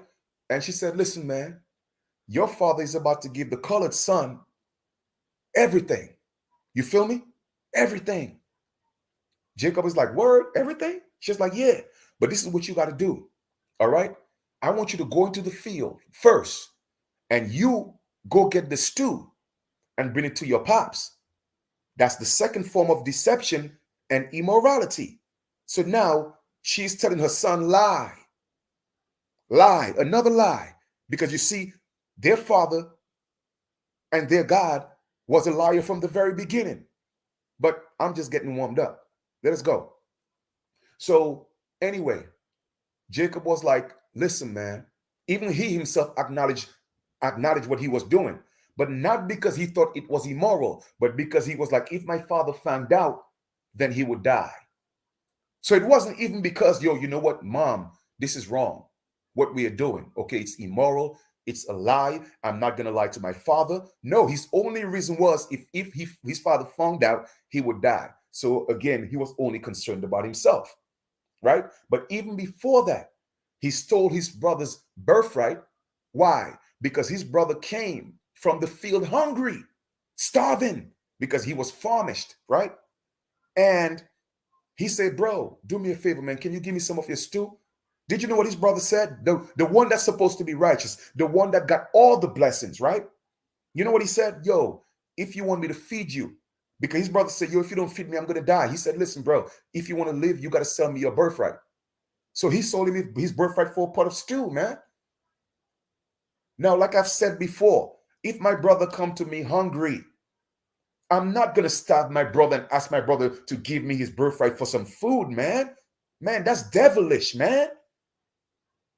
But you know what? That was okay with your Lord God, because that's your God. He could do anything he wants. It doesn't matter whether it's immoral. It doesn't matter whether it's wrong. It doesn't matter if it's based on lies and deception. It's okay with your Lord, because that's the one that he chose to bless through nations. But let us proceed. With that being said, the conspiracy was created, all right? And Rachel put everything together. And guess what she did?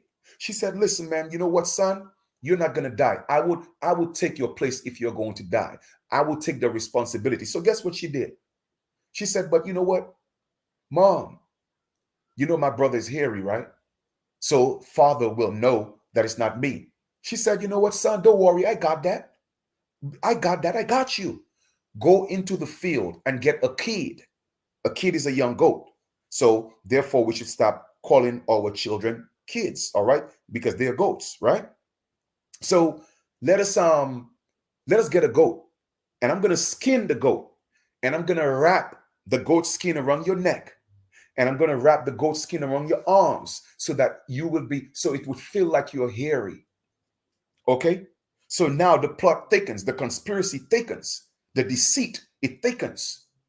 So not just you are conspiring, it's immoral, and you're teaching your son how to lie and be deceptive. But guess what? You killed goats to be a part of your conspiracy. And guess what?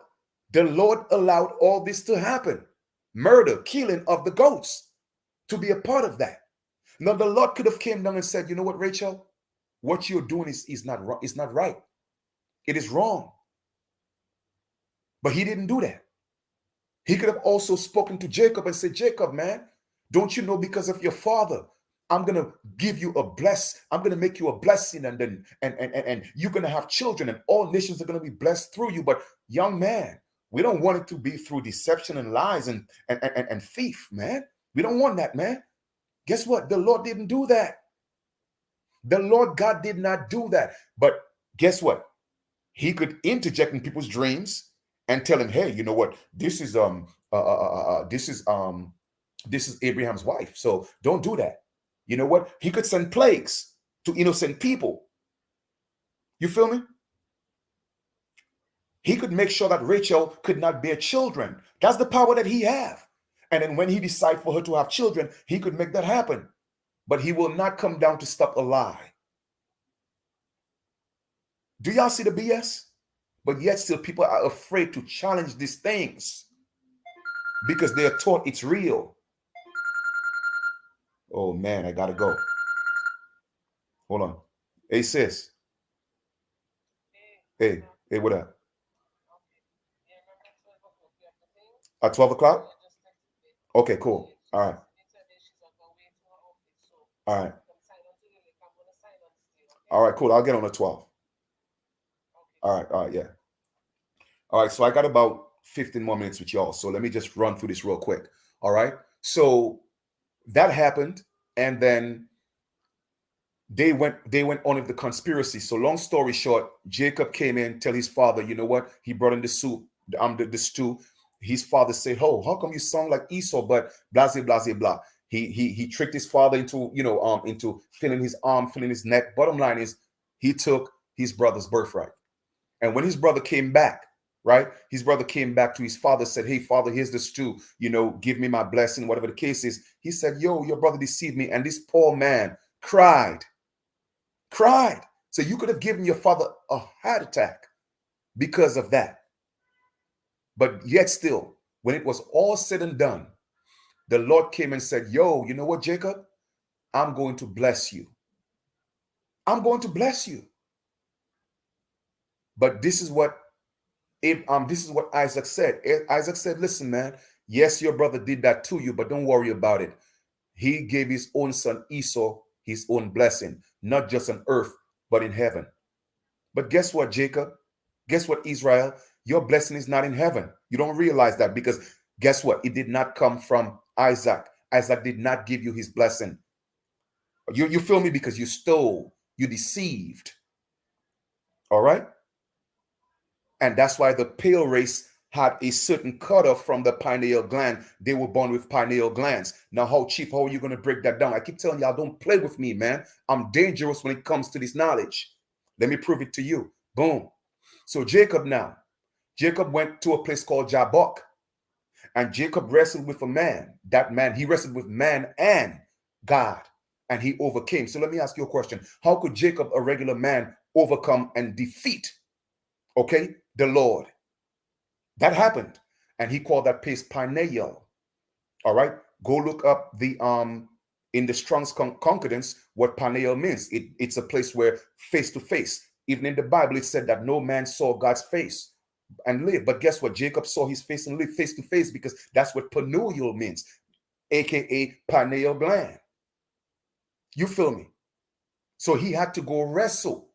In other words, his pineal gland was decalcified because his pineal gland was calcified because of the deception. You feel me? Okay? His pineal gland was calcified because of these deceptions and the lie and the deceit. So therefore, he had to wrestle, fight his way to defeat, and then he won. So therefore, all of a sudden, his eyes opened, his pineal gland opened, and his face was glowing. The light shone upon him, and he called that place pineal. That's why the pale people are born with calcified pineal glands. Oh, y'all didn't know, huh? Oh, okay. That's why he called it pineal. So I'm saying all that to say, I'm showing you the deception. And further down, we go all the way down to Moses, Joseph, Egypt, same thing. Who was the one hardening Pharaoh's heart? The Lord. Pharaoh said, listen, man, I'm going to let your people go, man. I don't want to be a part of this. But the Lord said, no, you know what, Moses? I'm going to harden his heart. Because why? I want to prove I got the cojones. Because when it's all said and done, I'm going to kill babies. I'm going to kill mothers. I'm going to kill everybody because I can. But that's your Lord, though. That's your God, though. A one that's good all the time. And all the time he's good. Now you see the mental, spiritual disease that people have.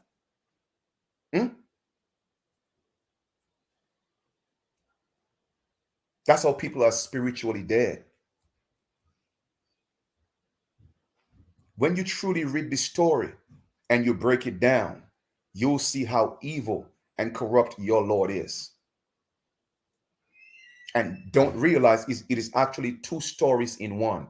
They're giving you two bloodlines: a good God, a bad God, a good son, a bad son, all the way down to the two Jesus in the Bible. Two different births and two different concepts of what you call crucifixion. But they tricked you into worshiping the evil God. They tricked you into worshiping the evil son that you think is your savior. Okay? That's why the righteous one said in the Bible from the very beginning, your father was a liar. A liar and a thief from the very beginning. He did not come from the bloodline of that Abraham. Because they give you two concepts of that. Two concepts. All right? So I'm about to get out of here. I think I give y'all enough to do your own due diligence and go do your research and read for yourself. But not just read. Read with understanding. And when you're reading, just take out or get rid of the fear that they taught you to be afraid, to question this Lord. Nah, don't be afraid to question. Even the allegorical, Jesus said, what? Seek and ye shall find. Okay? Study to show yourself approved. You got to seek to find. But many of you are actually afraid to seek because you're afraid what you find, you'll be, you wouldn't want to challenge it. You feel me? So with that being said, read this thing.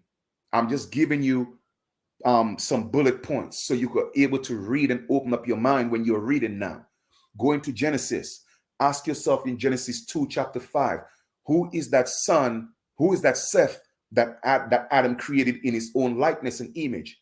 Ask yourself that, which is different from the one that the Lord created. What you don't realize is that the Lord had children with Eve, which is the serpent seed. And then Seth created his own bloodline, two different bloodlines, which is a continuation of the bloodline in Genesis chapter 1 in those that was created in the likeness and image of. You see, y'all don't get it. You missed it. And your pastors will not teach you the truth about it. You did. But I'm ready for any one of them, the best of the best.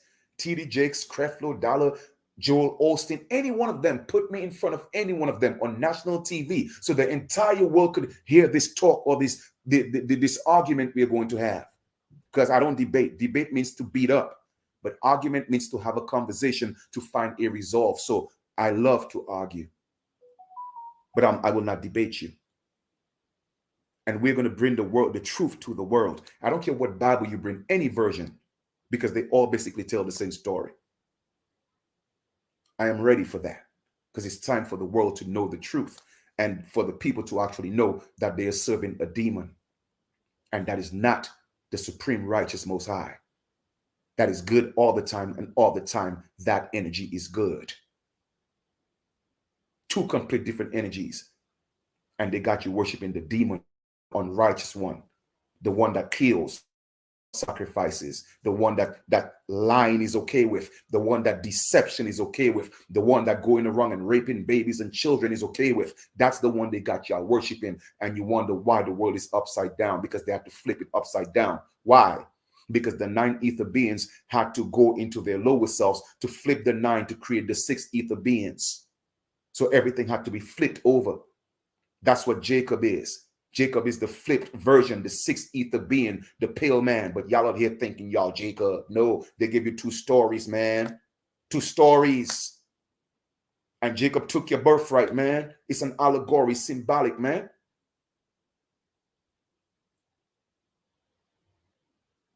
Anyway, I'm done. I love y'all. We'll talk a little later, all right? Peace.